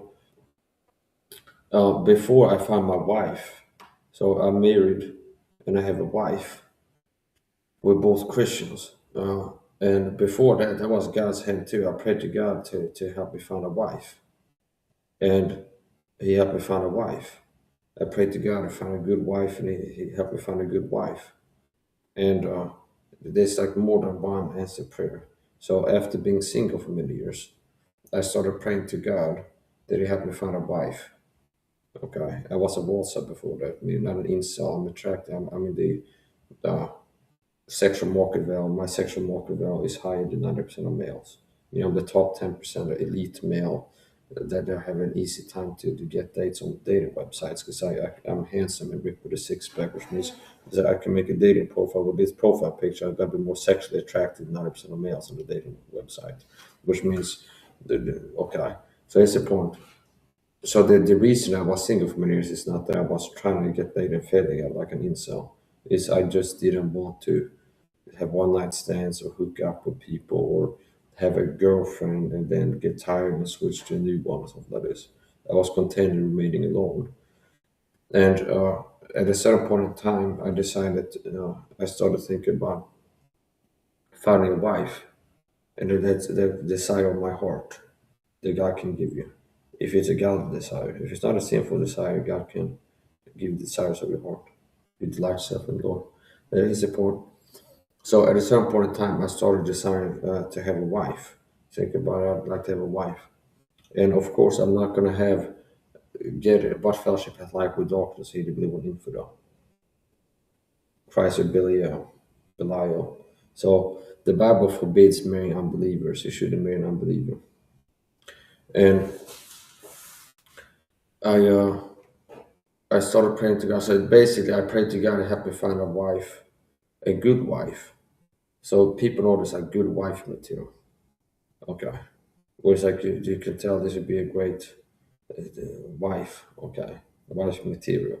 Where this like guys that don't come from my perspective, but that are kind of sleeping around and jump from girl to girl and just have a good time. They might come across a woman and be like this, somebody I might picture settle down with and live with and have her be my wife, get married.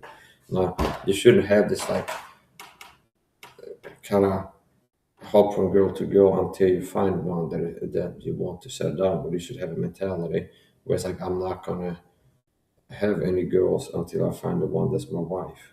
Okay, so here's the point.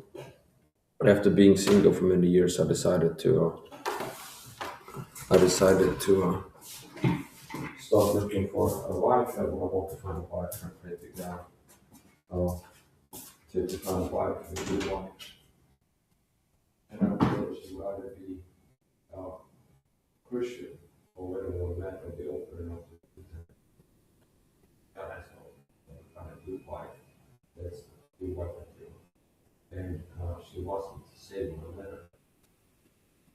she seemed to do very well and that's basically trying to go out to find be a divine matchmaker, which means God knows will be a generally a good woman or programs, will be a good woman, and He knows specifically.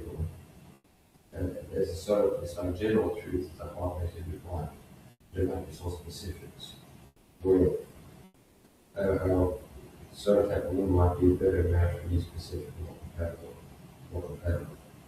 And I thank you God tonight, I'm a good wife, perfect match, let's say. And she wasn't saved, but she was looking up the truth to get saved after we did so. So, possibly if I hadn't been working to clean myself out the stage and the scene of me, like it feels a fornicator and look at the other websites, maybe God would not have happened this way. Okay? So, it's not that they overget the way God can chasten a Christian, is by withholding, but by giving you bad things, like making bad things happen, like making you sick or making you, lose money. It can be by just that person right now is chasing and releasing out of these things. The things that they could have had and would have had if they hadn't been sitting on someone. And the wasting of time goes to their waiting cycles, workers, their haters, subtract to you call them, you walk out of it. Okay. They're just going to save time.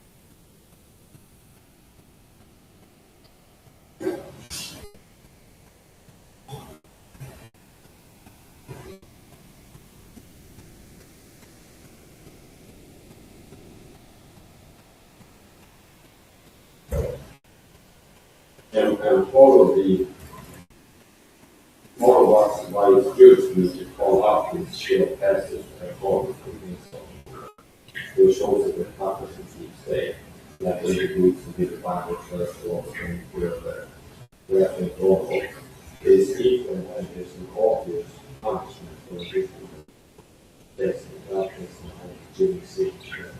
I can go, yeah, Jeffrey Gordon had cancer. I told you this was very good. And the Bible teaches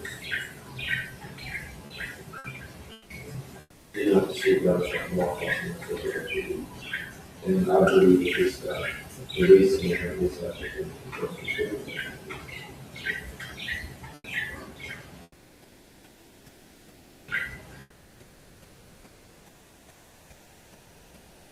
few Christians lost their level Christians, like Christian pastors that I've seen. Yes, but Catholics are far more religion than we do. They will keep us from the practices of the schools and reading the persecution slowly learning the Christian that religion is the sort of story in itself that is actually on the next very beautiful life and living.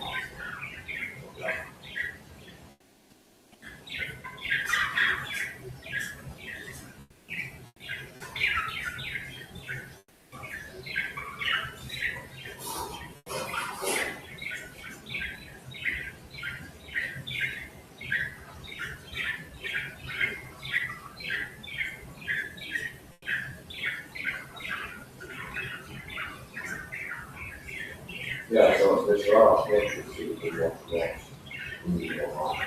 And I don't want to see the reason. So, I'm about to read books stuff, you know. So, like that, it's horrible. But basically, the thing, martial arts for the purpose of mental with us. Either one of them can be used.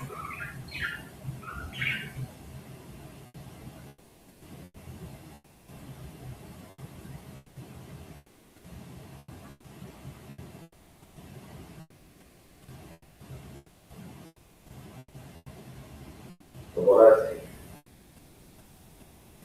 they want to do with these huge things that I'm working with the states. And I did really work with her to be able to disappear. I think they would prefer to take me out than have me stand by. I think they will prefer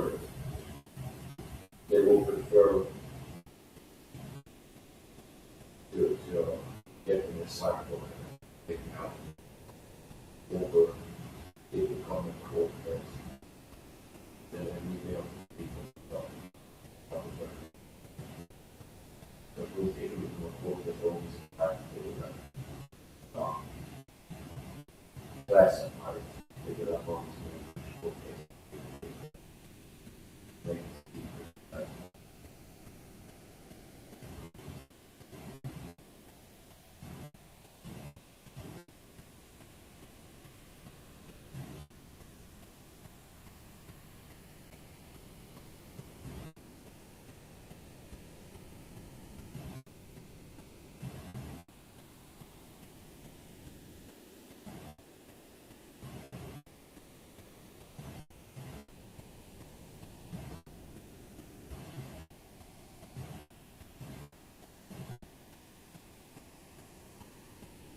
I might recommend a little bit of some I know that I know what's going on. I mean, I can expose this because it makes me and for example, if I do research, ranking or ranking on exposed, my videos exposed to show up first few pages of people. There's some that search ranking on, or somebody is not going to take long to see ranking on exposed to this circumstance. For example, with ranking on exposed. And then what I'm saying is true, which means it's being exposed. So, that's a big part of the one. I can always see the part. But you can't see the truth. And then hold me out for things and then you see the person speaking the truth. So, a lot of people want to accept this, so much people use it. They don't want to accept that. They don't want to realize how much people use it.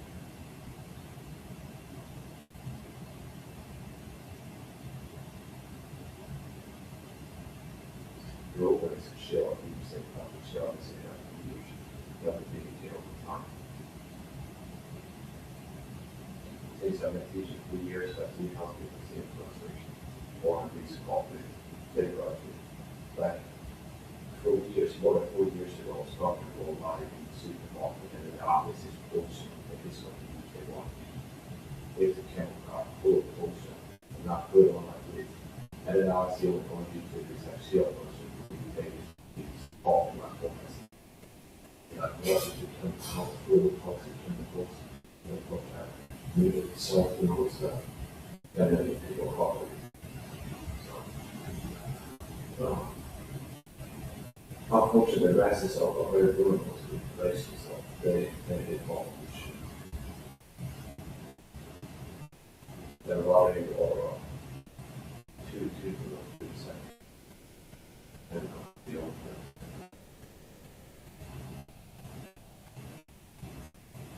Get used to it from like the checks and all, they don't like that. They know that I have these great content and about anything, nobody else. I left them on last year, interrupted the second, so she don't know that favors. So but I have to set the phone for the sheet. But I want to make sure that's usually in this. Should one cost you should have you should have pay off this. This is a big business talk as it are. There is much of what money that's what you should have. That's not a thing called. It's so anything to just so we did all the problem around the same level process all there. Why are we that's a big issue? And it's a bad problem. It's a very simple that's what you should have.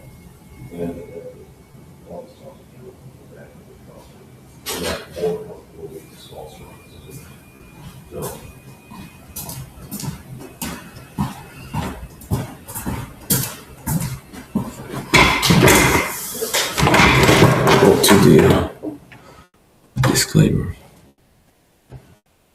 Medical disclaimer.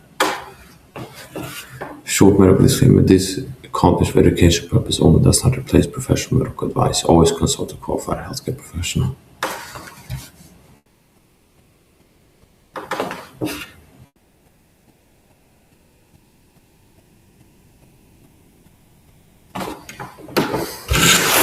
Yeah, so I'm talking to a Singapore called Gangstar.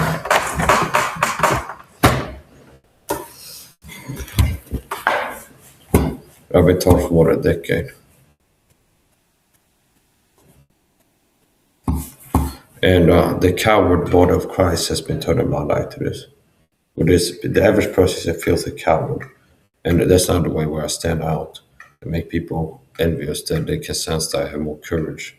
I'm not a coward like the average person is. I'm not afraid to be mocked, ridiculed, harassed, or persecuted, things that I already get all the time for live the way that I do. Whereas the average person is a coward. There's been many Christians that see me be targeted with public relation rituals where it's like I'm live, being available and teaching the gospel. There's like 20 people harassing me in despicable ways in the chat. You fucking drug addict, homosexual, stuff like this. Then there's like Christians that are scared to go like leaving alone, so like this, or it's like you're being bad because they're afraid of being turned on by the mob. That's how disgusting that cowardly they are. Now, I haven't needed to have support to survive because I have strength. And I have God on my side. God has been with me. But you shouldn't be, don't fall for people saying they come in persecution. I'm a Christian. I'm being persecuted by the state. And don't be surprised if you're a Christian, you'll be targeted with persecution or something similar. Don't be surprised if you're a Christian be turned a blind eye to this, even help it to attack me while being persecuted. If God will let you reap what you sow and suffer persecution, harassment, physical damage, being attacked physically and hurt, and some of the same things I had to go through as chastening. You reap what you sow. So anyway.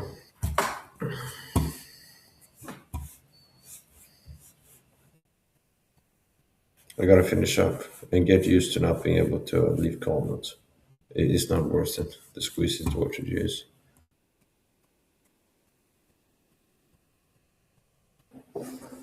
Oh yeah, I almost forgot. I'm gonna do martial arts training. We're gonna end this and start a new one. I'll be live for 1 hour, 20 minutes, and there's been little, just the only type of martial arts is border, spraying border, okay. Which is actually part of a video game there. I played this in border gun where you can use it in the game and spray water at the enemies. No, I'm gonna do some more training to go live again.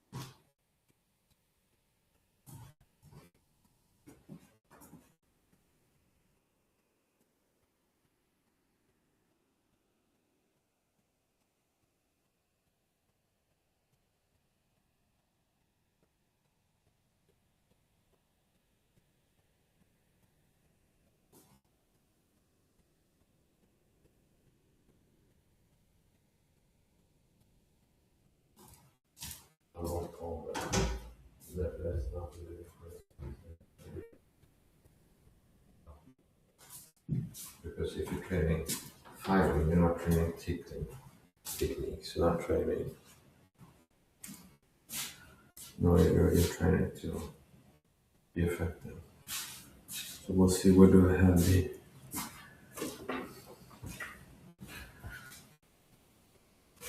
phone call?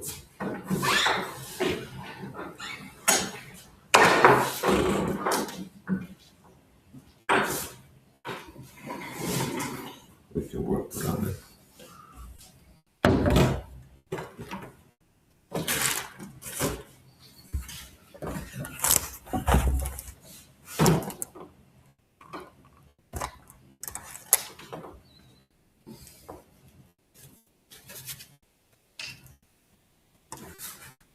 Yeah, over it likely.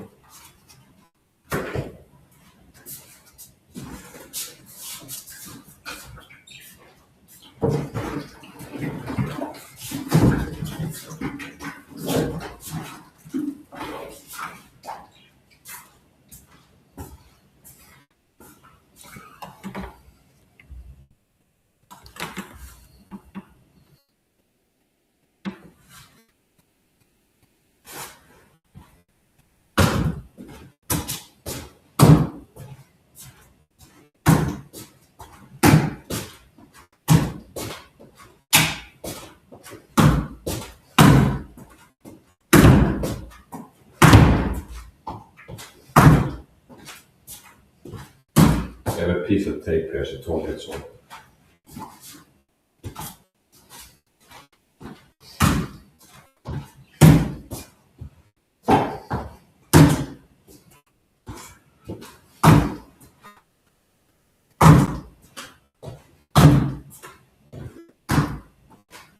Live.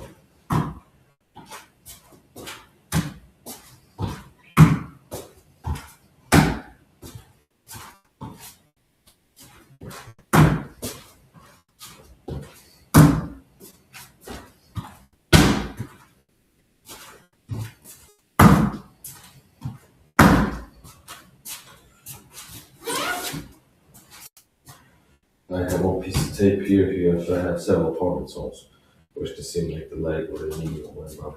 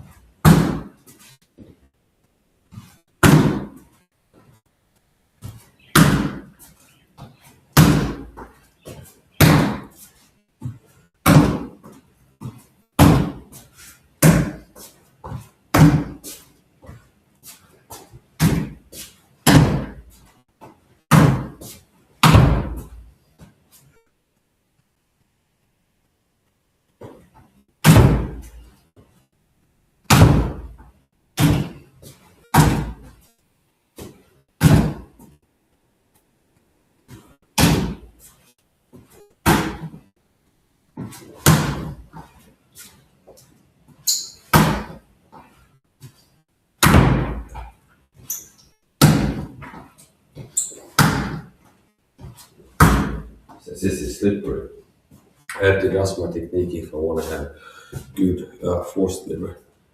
It's wet and slippery.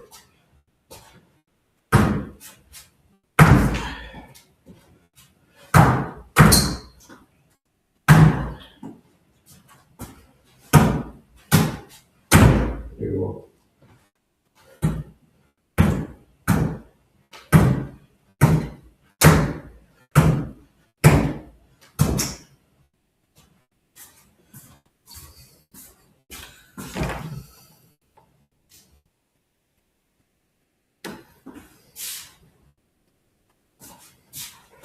A lot of times it helps to land the toe kicks, it helps to raise the leg if you attack with high target zones.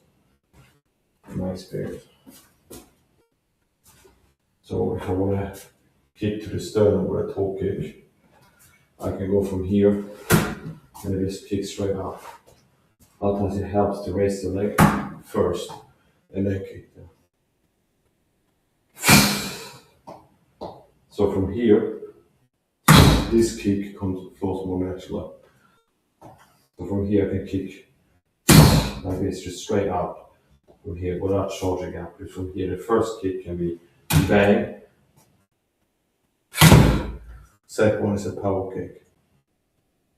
If you want to kick here or here, for the uppercut kick, you can help to raise the leg first. But from here, you can do versus from the bottom one. It's a better angle for this.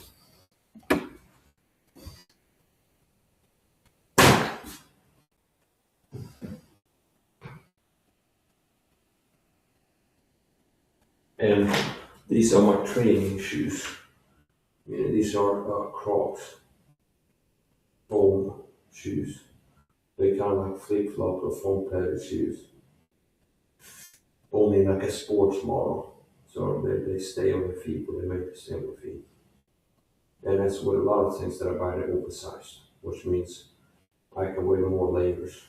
So if I buy a winter coat, I buy it oversized. So I can wear 4 hoodies under if I want to. Or I feel like it's a straight jacket. So with these shoes, there's enough space in them where I can wear foam padded insoles, which I have, which helps to spare knees and ankles. I mean, if you kick as hard as I do, as many times you do to something as hard as I do in training, like these type of kicks. If I throw 30 of those hard kicks, or even things I'm not kicking, but it's like I'm jumping up or something like this, I do a flying attack and I'm landing on one leg like this, there's a lot of force going from my foot to my ankle, my knee. So it's not that I have a problem with pain. I don't have that much pain sensitivity, and I can deal with pain. It's more about the pain is an indication of injury creation, meaning it's like if you feel sort of way as you land something, then it's painful. That's an indication that you're overusing it being out an injury. So your knee, for example, if you kick a lot of these kicks here, and you do it hard, you're putting a toll on your ankle and your knee, which means padding is good. So I like cushioning. Meaning if I buy shoes, what are some features that I like to have in shoes if I'm going to buy shoes? A good grip, that's important. Especially living in Sweden where it's certain times of year where there's ice on the ground. So it's like a good grip and good cushioning. Those are 2 things that I like to have in shoes. And with these shoes, training shoes, they're big enough where I could wear foam insoles. Now already this is kind of a rubber material that has good shock absorption. Now if I want extra, I can put in insoles here with extra foam padding. Or I can wear 3 layers of thick socks, which also helps to pad and fill out the shoes. So these are the training shoes. And when I'm outside, I wear steel cap shoes, which means these techniques that I practice here, toe kicks, they'll be especially effective when steel cap shoes in case I have to use self-defense, like there's an animal that charges me, like a dog starts biting me, I have to kick it in self-defense, for example. It's like this, for example. Okay, now this can do something. It's like if you kick a dog in the head like this, the normal shoes, but if you have steel cap shoes and kick it in the head, obviously that's different. It's a little bit over dramatical, but it's like I could describe it as the difference between punching with your knuckles and punching with brass knuckles. Or it's like you're kicking toe kicks, which can be effective to certain targets, also especially with regular shoes, or even like barefoot. Now, so barefoot level 1 of impact, like a toe kick here, level 1 barefoot, level 2 would be regular shoes, level 3 would be steel cap shoes. But a kick can be effective without steel cap shoes, but if you're wearing steel cap shoes, it can be more effective. And one of the advantages too with the steel cap shoes is they make them more effective as a defensive implement, which means it's a Kevlar insole and a steel cap, which means part of knife fighting is not just practicing attack with a knife, but at some points in time also be thinking about defending against a knife. And one way to defend against a knife attacker is to use your legs to try to kick the knife arm or kick the knife out of the hand of the person. Now that's going to be harder to do than somebody that's been trained or I've been teaching to train. Like for example, I thought about like rookie mistakes, where some people, if they pull a knife defensively, meaning if there's somebody who's got a knife and they're being like attacked, let's say it's like a woman, okay, and she's got a knife in the person, some person's coming at her, she pulls the knife, and like an instinctual way that somebody can have a weapon is to brandish it as kind of like a deterrent and then kind of hold it like this. So people end up sometimes holding knives in front of their body, okay, like this, and there's a person on the other side. Now what's the disadvantage with this? It's easier to disarm you. So if I'm standing, if I'm coming at you, and the knife is here, now for me to disarm you, I just have to go here and then sweep the arm to the side, and I can step in and throw a knee or whatever I'm doing. So it's easier to disarm you. The further out you have the weapon, the easier it is to disarm you. So if the knife is here, obviously I can kick to the wrist or the hand or even like the fingers holding the knife. You can use a kick, or so basically holding the knife out is generally inadvised. I don't recommend it. That's probably I've been teaching talk about knife fighting. So you don't have the knife out if you use your knife generally. Hold it out in front of you, far out, because it's easier, it's closer, so you have less reaction time. It takes shorter time for me to reach the weapon, and you have a short amount of time to react to somebody reaching for the weapon by retracting it or moving your body back, stepping back, or pulling the weapon back. So basically, it's easier to disarm if you have the knife far out. So the same if it's here, to do something like this. See here. So if I have my arm here, then somebody can go here and then push it to the side like this, or to grab it and control this for a moment and step on the inside and then attack with somebody. It could be ambush, rifle, knees, or kick from like this. So it's harder to disarm you to have it closer to your body. To have the knife close to your body. And the close to your body can be here, or it can be here, or it can be here, or it can be here. See? But generally closer.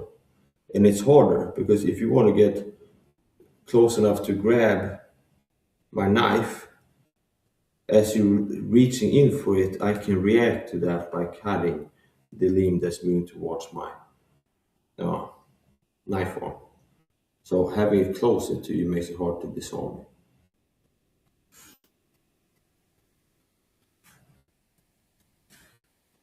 And that brings me to steel cap shoes once again. With steel cap shoes, I saw a post once on Instagram in Kramaga, and it was like knife fighting. And then somebody was like poo-pooing it. And go like, I train Kramaga, the teachers, if you see a knife, we kick or something like this.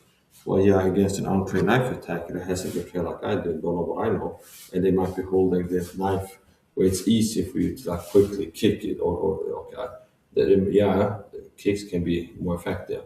But if you have the knife here, for you to reach my knife arm with your leg, I can quickly react to it. So if you go for a kick kind of like this to here, or an up kick here, like obviously I can catch it, which is not like a hard sell that concept can work, that I can be in front of it with my knife and see a push kick coming and catch a push kick, because there's people that obviously human bodies are capable of building reflexes for catching a push kick and like ankle, like to pick, like a leg lands here, and there's people that are very good at throwing kicks, and they are good at, they've been drilling like impacting their retract leg quickly to avoid having the leg captured.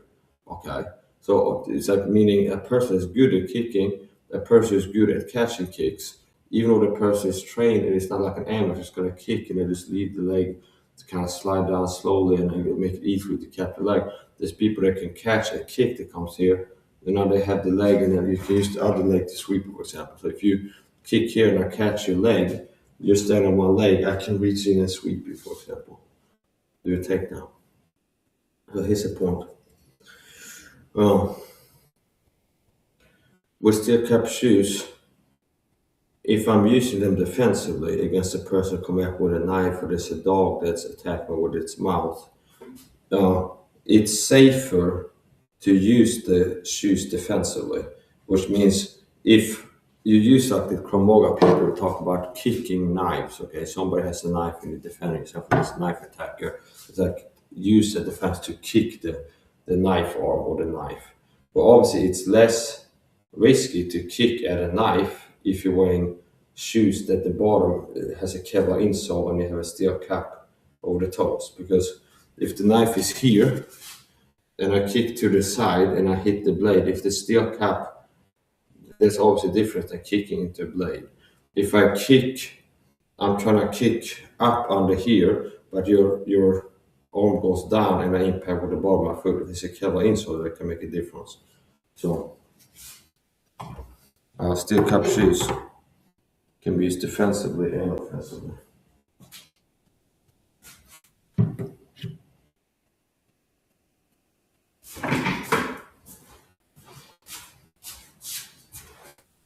Close range and long range. So from here, no guard gun. So I like to practice where I can be dangerous and attack from any position. Is that I only drill attacking from this guard stance. It's like I like to practice around here and quickly throw something before telegraphing that I'm about to get aggressive with you. So if you're standing in front of me, I can go like this. Okay, now that's a reaction. See, that's like Mike is getting ready to attack me, or do you understand? So if I'm standing like this, I go like this. Yeah, I can be fast at jumping to guard, I call it, like from here. Do a level change possibly, and do this, whatever I'm doing. But just quickly assuming guard, okay? And then I'm ready to throw punch and stuff. Now I also like to practice you standing here and then quickly attack with something. If that's my legs or whatever I'm doing, but not always only building muscle memory practicing from an acquired fighting stance, but from whatever the stance is. So it can be here, 1, 2, 3, whatever I'm doing. So here, I have the target zones here. I don't know if you can see them. But I have this little piece of tape here, which is, as I'm circling this, I will attack to these target zones. This could be a shin bone or a knee, but it's something small, like a shin bone. So, see here, and as I'm circling to the left, the more natural kick, if I want to hit that one. So either I can go here and then line myself up for the straight kick, for a more natural straight kick there. Or I can circle to the left and it becomes a kick from the side to hit that one, which is a more natural flow. See? So from here, this position, the straight kicks, I'm in optimal position to throw the straight kicks here, see? 1. Or here, 1, 2, for example. So from this position, having my foot pointed at the body, I'm in position to launch a straight kick to the head, the torso, the groin, the knee, or the leg. So this is like line. It doesn't have to be like this. It can be more wide like this, and then make it straight or from the side. But from here, like this, kicking here is very quick. Here, at this angle. And the same kick, the beauty of these kicks is if I aim for the shin bone, which would be here if the person is standing over it, and only have like a check, and the leg in a check position, like shin bone area here. The same kick, see, the same kick is the same technique that you can attack different targets with. So from here, moving it straight at this distance, just move my leg straight here. I'm kicking to the shin. If the distance increases, I'm kicking into the knee. See? If the distance increases further, it's actually better. And the same kick can be used against a person moving at you or away from you, and at different ranges. So from here, kicking straight, that's into the shin bone. A little bit further out distance, which will be the person moving away from you, it's hitting the knee. It's the same kick. Even further out, the same kick can travel up to the solar plexus gut, like the groin, solar plexus, like stomach area, or even the head.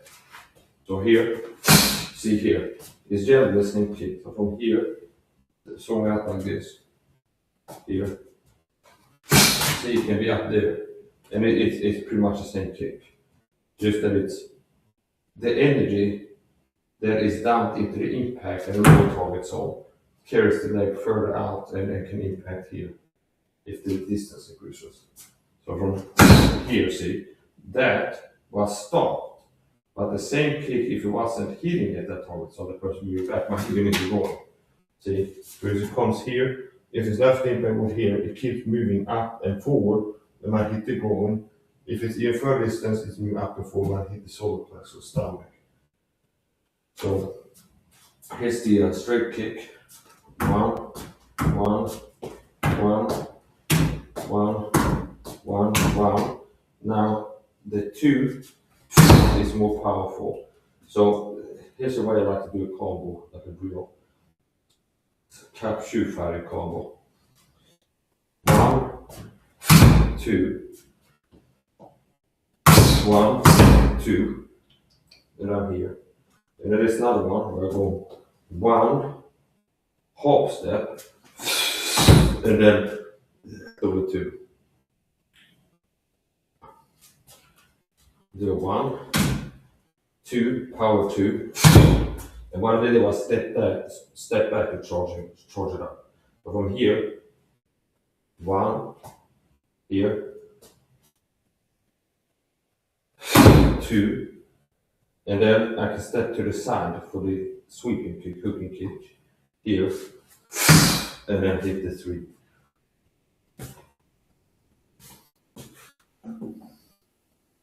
And here is a natural lineup, the natural, easiest, most effective, or one of the most effective ways to attack from here to the leg target zone. It's just here, see, 1, 2, and that's what it charges up.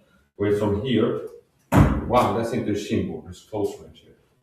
1, a little bit further out, 1, and then after landing the 1, I'm going to throw the 2, and this is a combo embryo. 1, 2, and there I use the lean back, like pendulum my body, lean back to generate more force. It's like not just like leg, like arm punching, it's not just leg kicking. So here, bang, and that's mostly the leg. 2, I can kind of lean back, and that makes my kicks harder. Meaning, kind of doing this, I can hit harder than a lot of times when it's just the leg. It's just lean back and then whatever. So 1, 2, and I can do 1, 2, and that's just straight up and down. So from here, 1, 2, see, and just switch the leg. Another way, if I want to make the 2 harder, 1, look at my hind leg, 2, and then that makes it harder. I can charge it up. So from here, this is the swift, like jab kick. Just bang, quickly. 2, I can do this, and then do a more powerful 2 by stepping back, which makes it harder. Okay, similar to if I throw a punch from here versus if I throw a punch from here. If I throw a punch from here, yeah, I can do it hard enough to do something.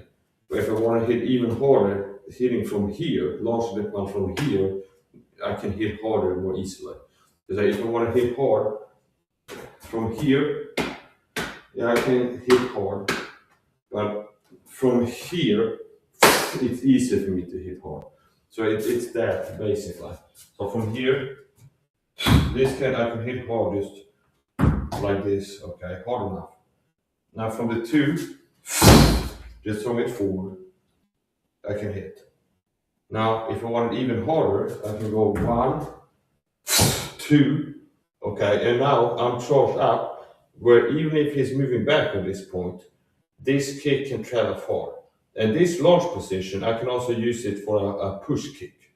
Where from here, if he's moving back, I can step in and then throw a push kick.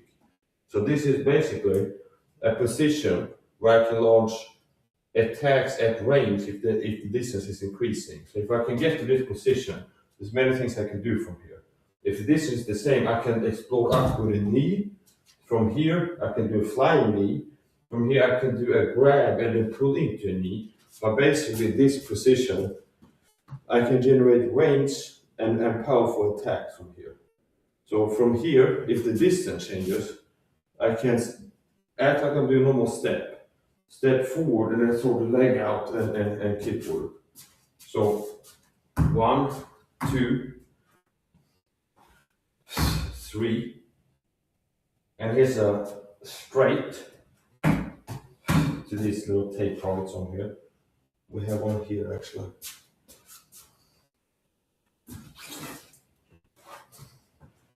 One, 2, 3, and the same kick can hit the leg, basically front of the leg. Here, further up it's more, which means if I'm aiming for the knee, if I'm aiming for the shin, and the person moves the leg back and hit the knee, if they're walking backwards. If I'm aiming for the knee or the shin, if the person is moving back, you might hit him in the groin. Like this kick here.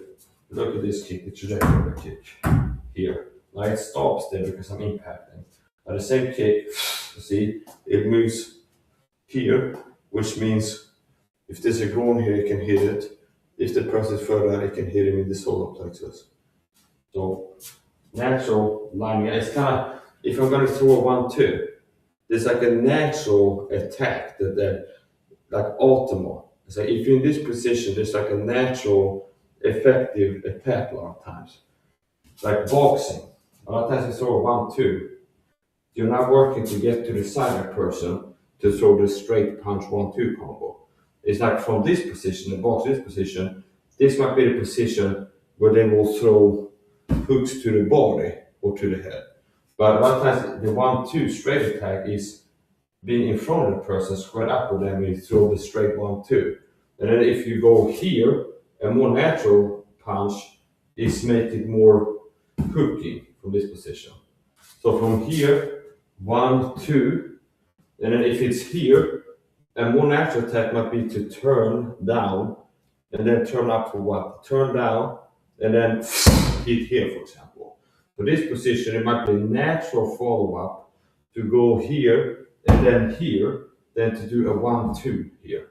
The 1-2, a more natural launch position for the 1-2 is 1-2 here, straight. And then if you want to hit here, you might be go here and then throw to the body from here, kind of from the side and down. So natural launch, 1, 2, and then if I go to the left, and this I do sometimes in training, where I go straight kick, move to the next, and there's a new line there which is straight kick. Move to the left, there's like a clock where it has straight lines of tape all around target zones, and I'm lined up with a new straight target zone, straight kick. And I can go to the left, get in position for the straight kick, move to the left, switch to the next one for another straight kick. Now, from this position, I can also go to the side. So a more natural way to attack, like here, it's a leg in front of me, straight kick into it. If I end up here, a more natural attack is from the side. So if the legs are here, a more natural attack is to connect straight to the knee or the shin. Straight kick, leg is straight in front of me. A way that I can attack quickly to that target zone is I don't have to change anything. I don't have to move to the left to set that up. I'm already set up for if I'm lined up with the person's board, there's 2 legs in front of me. One leg here, one leg here. Is throw straight here. Versus from here, if I end up here, I can, as a drill, go straight to the left, straight to that one, straight to this one, straight to this one. Now I can go from the right to the left and go straight with the right now. Straight, straight, straight. Okay. Now from here there's a target zone here, and a straight kick there is not as natural as go to the side and toe kick from the side. So it's like a natural flow, go bang, bang, and then now this one that started out being straight kick target zone from here, line up with it, see?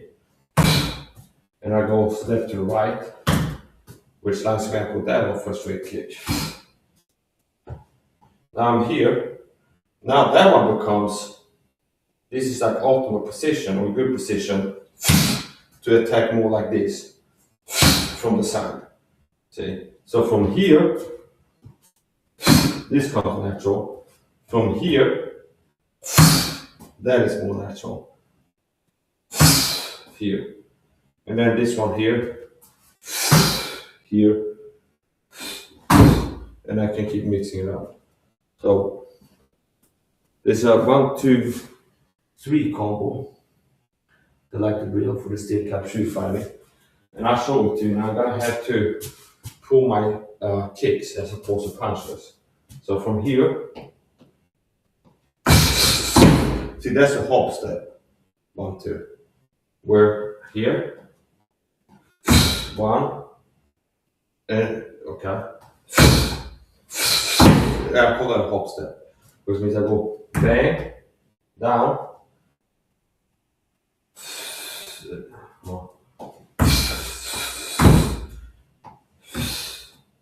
and here's the power charger. 2. See, that's a hop step. Where it's bang, I switch my weight to the left leg, and either from here, so it's basically the same movement as I'm analyzing it. So a lot of times like, I figure out a way to do things, and it's just like I end up doing combos, and then if I want to explain it, meaning the combo technique came to me in the middle of training, okay? It was like a way of moving.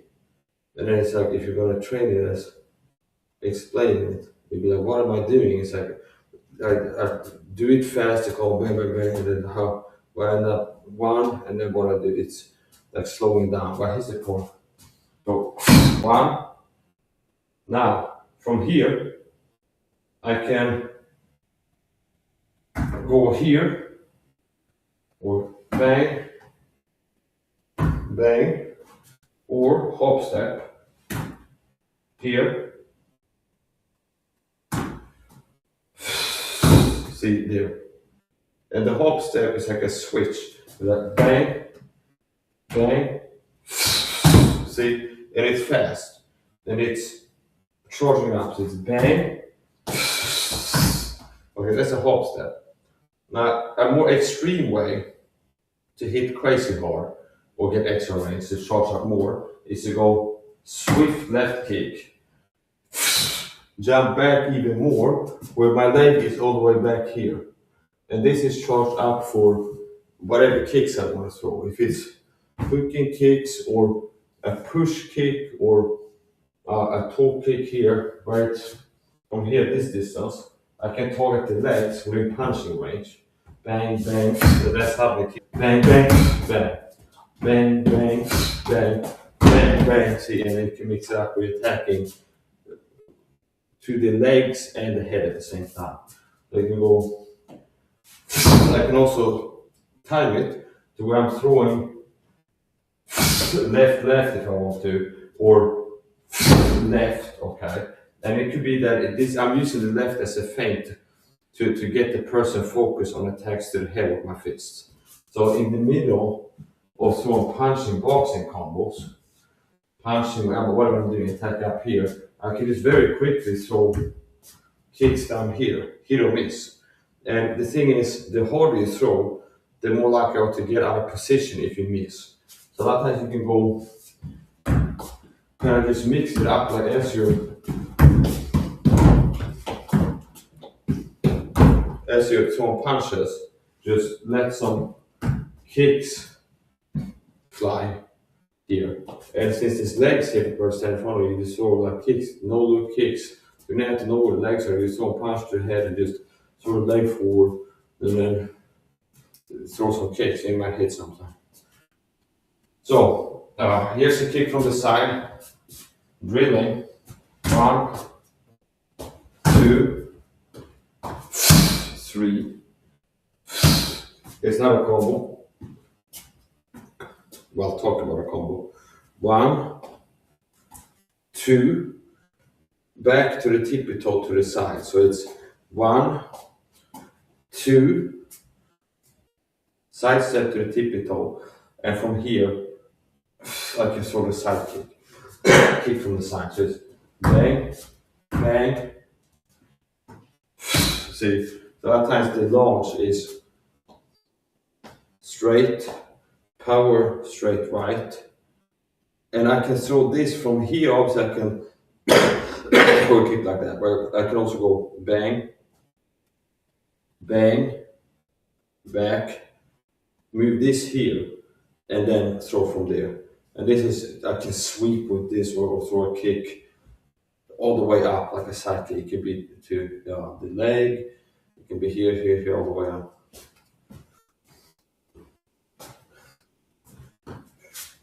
See, there. Let's do it again, few measure.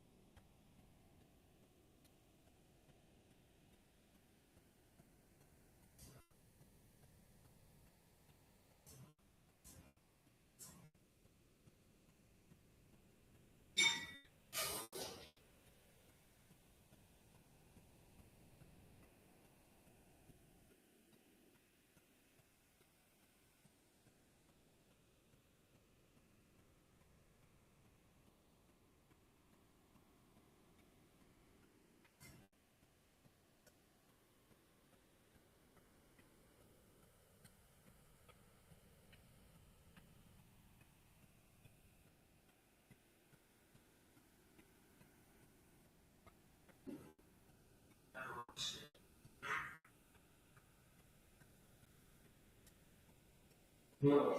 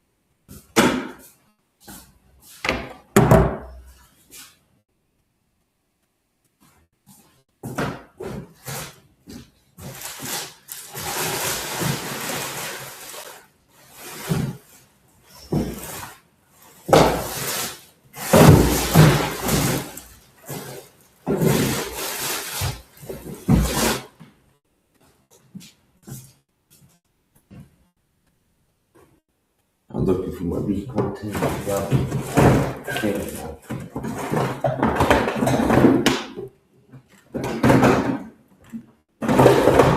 I can find it.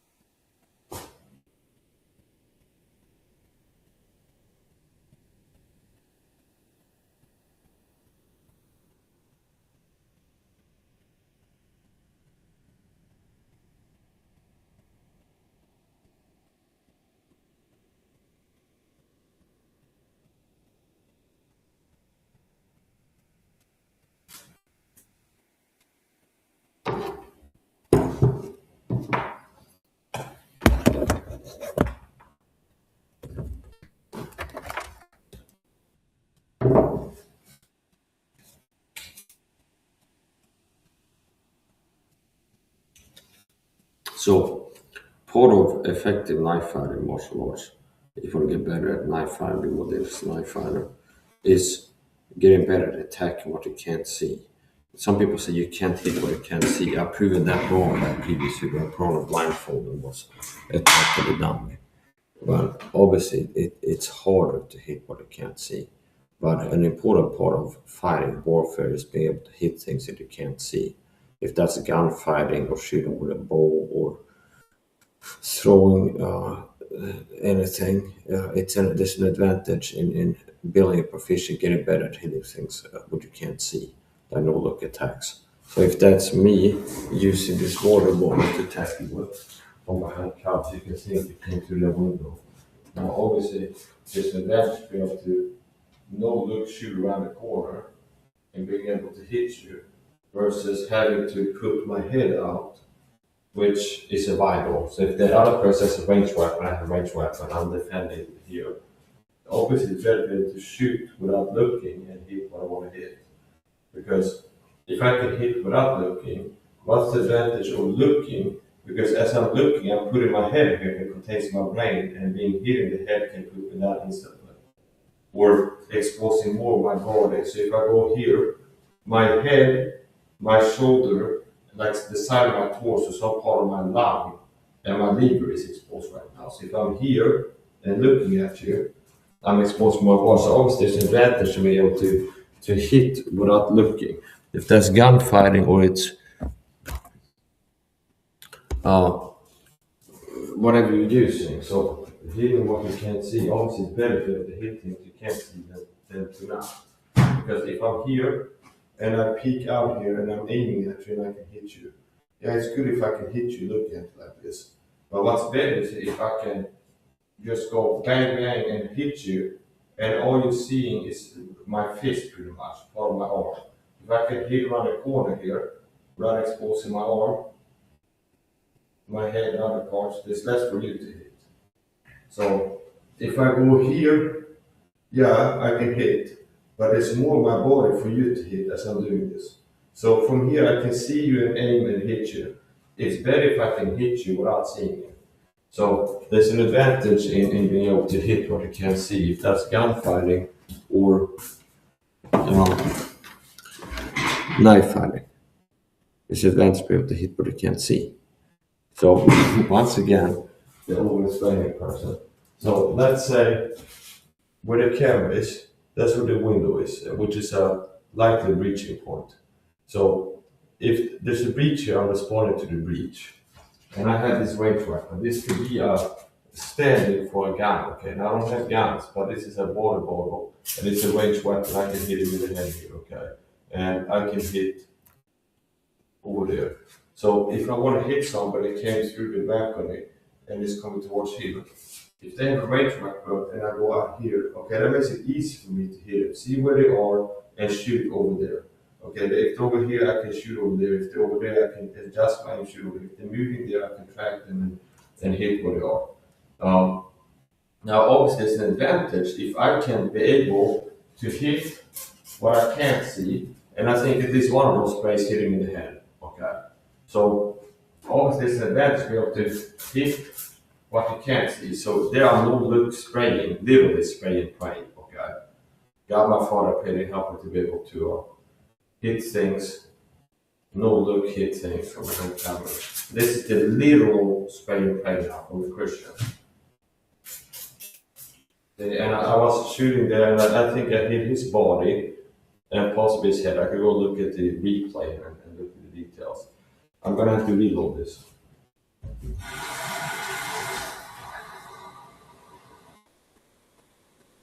This has a high capacity magazine where I can shoot. I get maybe like 100 squirts to a full bottle. So, obviously there's an advantage to hit what I can't see. I'm gonna hit it now without aiming, without looking.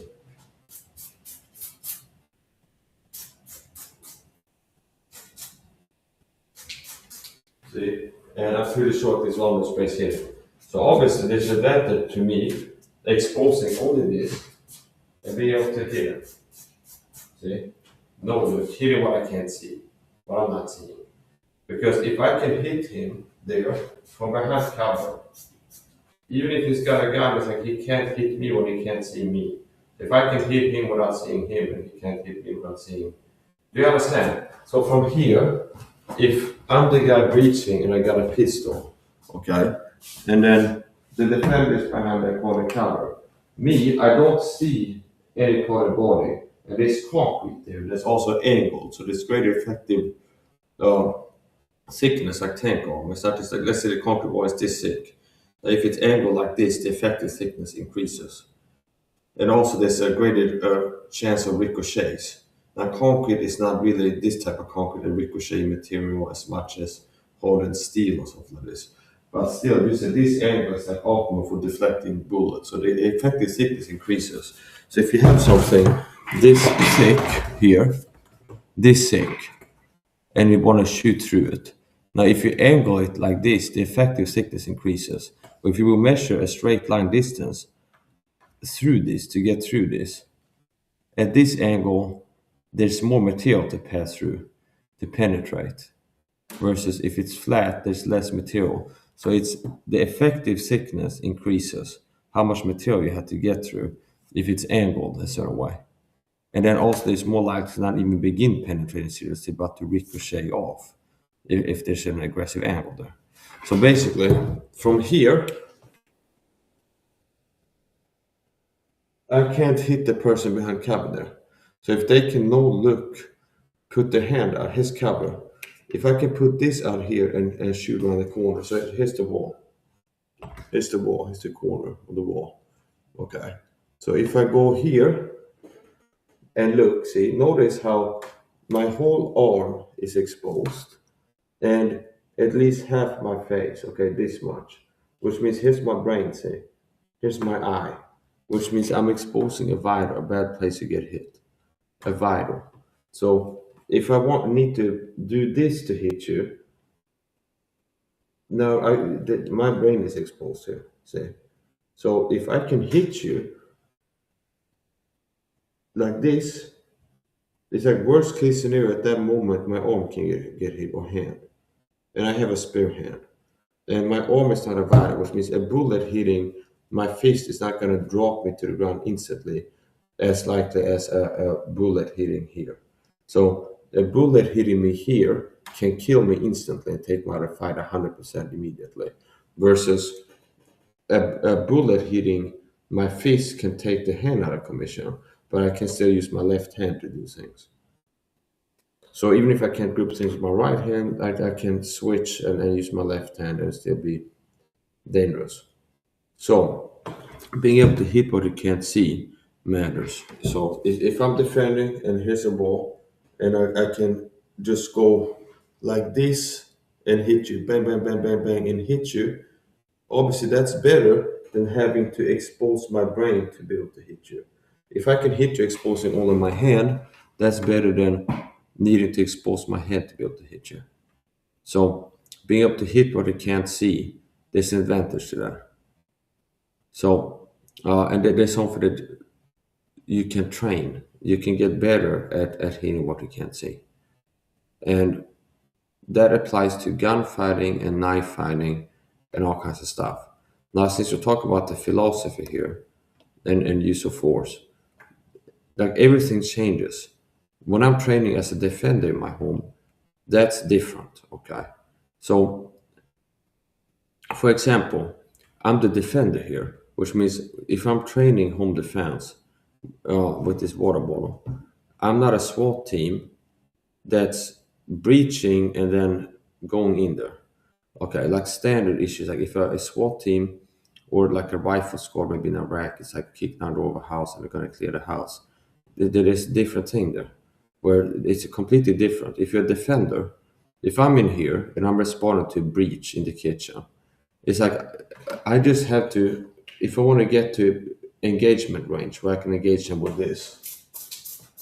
If I want to get to engagement range where I can engage them with this. Okay.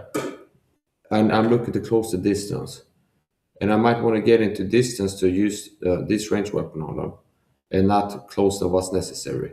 So I can still use my secondary, my knife, if they get closer. Nice point. Everything changes.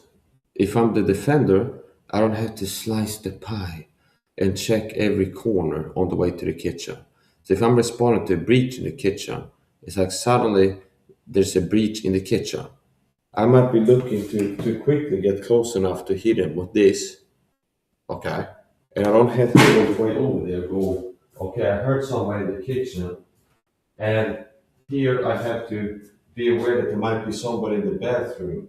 So I have to like clear the bathroom as I'm moving past here, and then maybe check the left too. And then the bedroom is not an area of concern, but it could be somebody in the corner here.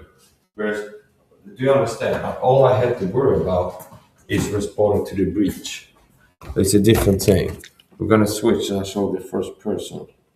So since I'm a defender, and I'm not clear of this, if I'm responding to a breach in the kitchen, okay, and I'm looking to get there and shoot him with this, okay. Now, I don't have to be concerned about slicing the pie here and check if there's somebody here on the way over to the kitchen. I'm working to get to the person in the kitchen to engage him with this. And if you get close enough to hit him with this, okay, that's what I want to do right now. It's difficult to play. But here, it's like on the way over there, there's a bang, a window broke in the kitchen, we came through. I don't have to be aware that possibly somebody in here, and I have to check so there's nobody in that corner, for example. So it's like if I'm working to respond to the threat in the kitchen, I can just be focused on the threat in the kitchen.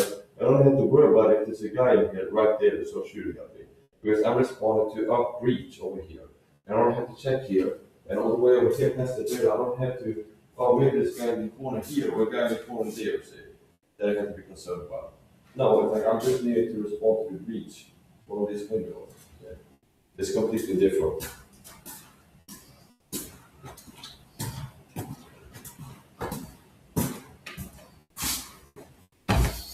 And that's a lead-in. So in gunfighting or knife fighting, sword fighting, stick fighting, it's good to be able to hit what you can't see. Okay. It's better to be able to hit things that you're not seeing. So you don't have to turn to look to be able to impact with something. Which brings me to my main point of this video, knife fighting. And a way to be more dangerous with a knife in knife fighting is to practice attacking around yourself simply. And not constantly rotate your body to face the enemy and then attack in front of yourself. By being a person that's dangerous all around, okay? Like literally and figuratively. So here, with this knife, it's not a dagger. So I actually use this whip now, with the blade facing towards me. So from here, I can stab here, I can turn here, attack somebody here, and then attack behind myself in a sweeping angle, like a circular way. Because there might be somebody coming at me from behind. If you're fighting several people, attacking behind myself like this, if there's somebody here, they're being cut, if there's somebody here, they're being cut. So basically, I can stand here, attack here, I can attack here, and then after that, attack behind myself like that. No look cutting, where it's dangerous to even approach my body because intermittently I'm throwing attacks behind myself, around myself. And there's an attack that I can throw that is attacking in front of myself and it continues attacking around. Like for example, if I go from here, I can attack in front of myself. And if I miss or not, I can attack in front of myself and then let the cut continue around myself all the way back here. Which means if you're in front of me here, I retract and then go here, see? If there was somebody coming up behind me, I'm attacking behind him too. It's good in shadow boxing to practice attacking all around itself. See, like this for example, here's a simple movement. You can incorporate this in shadow boxing. So from here, stab, and I'm pretending like in shadow boxing that I'm chasing somebody down, driving them into the corner and thrusting at them as I'm doing so. It could be that the first one lands and they keep moving back after that, and I keep pursuing them, thrusting at them. So, see here, now that this is also a bit different. So, do it again. See there, see? And notice how I can use my momentum of swinging the arm to rotate my body as well. Like here, for example. You see, and I can create a turn by this attack. Here, and it begins upward rotation, and I can let that pull me over here, bring me this position where I can start attacking for myself again, and then attack again. So notice how you can attack around yourself, omnidirectional. And that's something that's good to practice get better at in shadow boxing. Attack around yourself.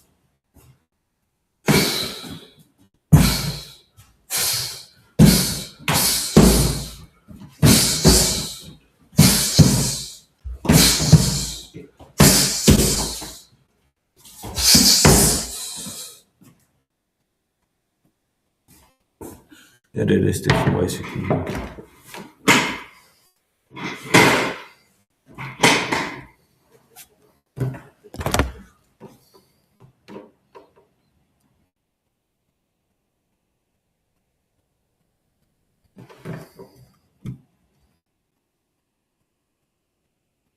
I'm gonna end the stream. I might go live later.